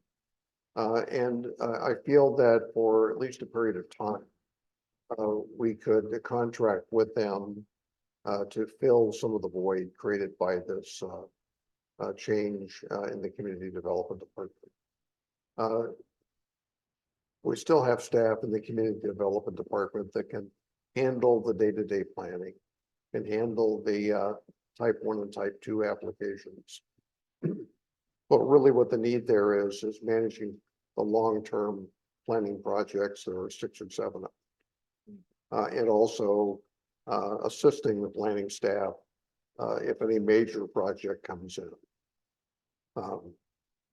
We don't see a lot of volume of major projects coming in. A problem if the Maverick Travel Center materializes, that would require a higher level of review, and the RVCOG staff can assist us with that. So we've crafted an intergovernmental agreement for a period through August of this year. Where we would, it's an as-needed services agreement. So the RV cog planning staff has already started essentially by becoming involved. She attended a meeting today or yesterday on the railroad master plan project. So she'll be engaged with the consultant on that. The consultant's doing most of the work. So it's sort of monitoring, collecting data, keeping everyone informed on that score. The billable lands inventory, the same thing. We've got a consultant who's doing most of the work. I attended the workshop last week. The consultant who we know well, who's our GIS consultant, conducted that meeting. There were some questions that came up for the planning staff that, Kristen had the background on, but others could take those questions and come back with a response to those questions. So I think at least for the interim, this is a good route to take. I know there are some other smaller cities in the region that use their related cog on a regular basis for planning activities. So as we continue on here with this vacancy and we evaluate other alternatives, I'm recommending that we enter into the intergovernmental agreement with RV cog for these as-needed services. Any questions? I just want to make a quick comment. We've used the RV cog for various services in the past. We've used them for HR services, hiring city managers, but also for HR services and developing and updating handbooks. We reached out to them for planning help right after the fire.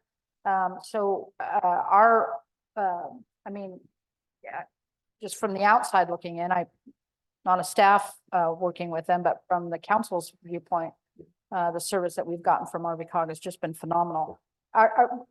Did I understand that you'd also be using RV cog to help with the recruiting process? Yes, that would be another service that we already have an IGA with them for that service. Yeah. But they likely use that service as well. That's great. I think that's great. I think we've always had pretty good luck with them. Is there any other comments or? All right, we'll entertain a motion. Councilor Panamarev. I move to approve the intergovernmental agreement for planning, grant management, and human resources services with the Rogue Valley Council of Governments. We have a motion and a second to, what page is it on? 91. Yeah, 91. 91.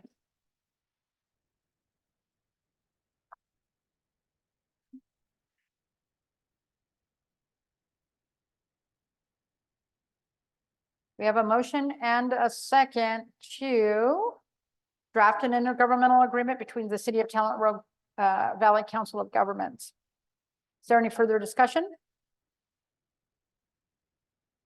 I'm sorry, that was from the attachments. Motion to approve the intergovernmental agreement for planning, grant management, and human resources services with Rogue Valley Council of Governments. Any discussion? All those in favor, please say aye. Aye. Any opposed?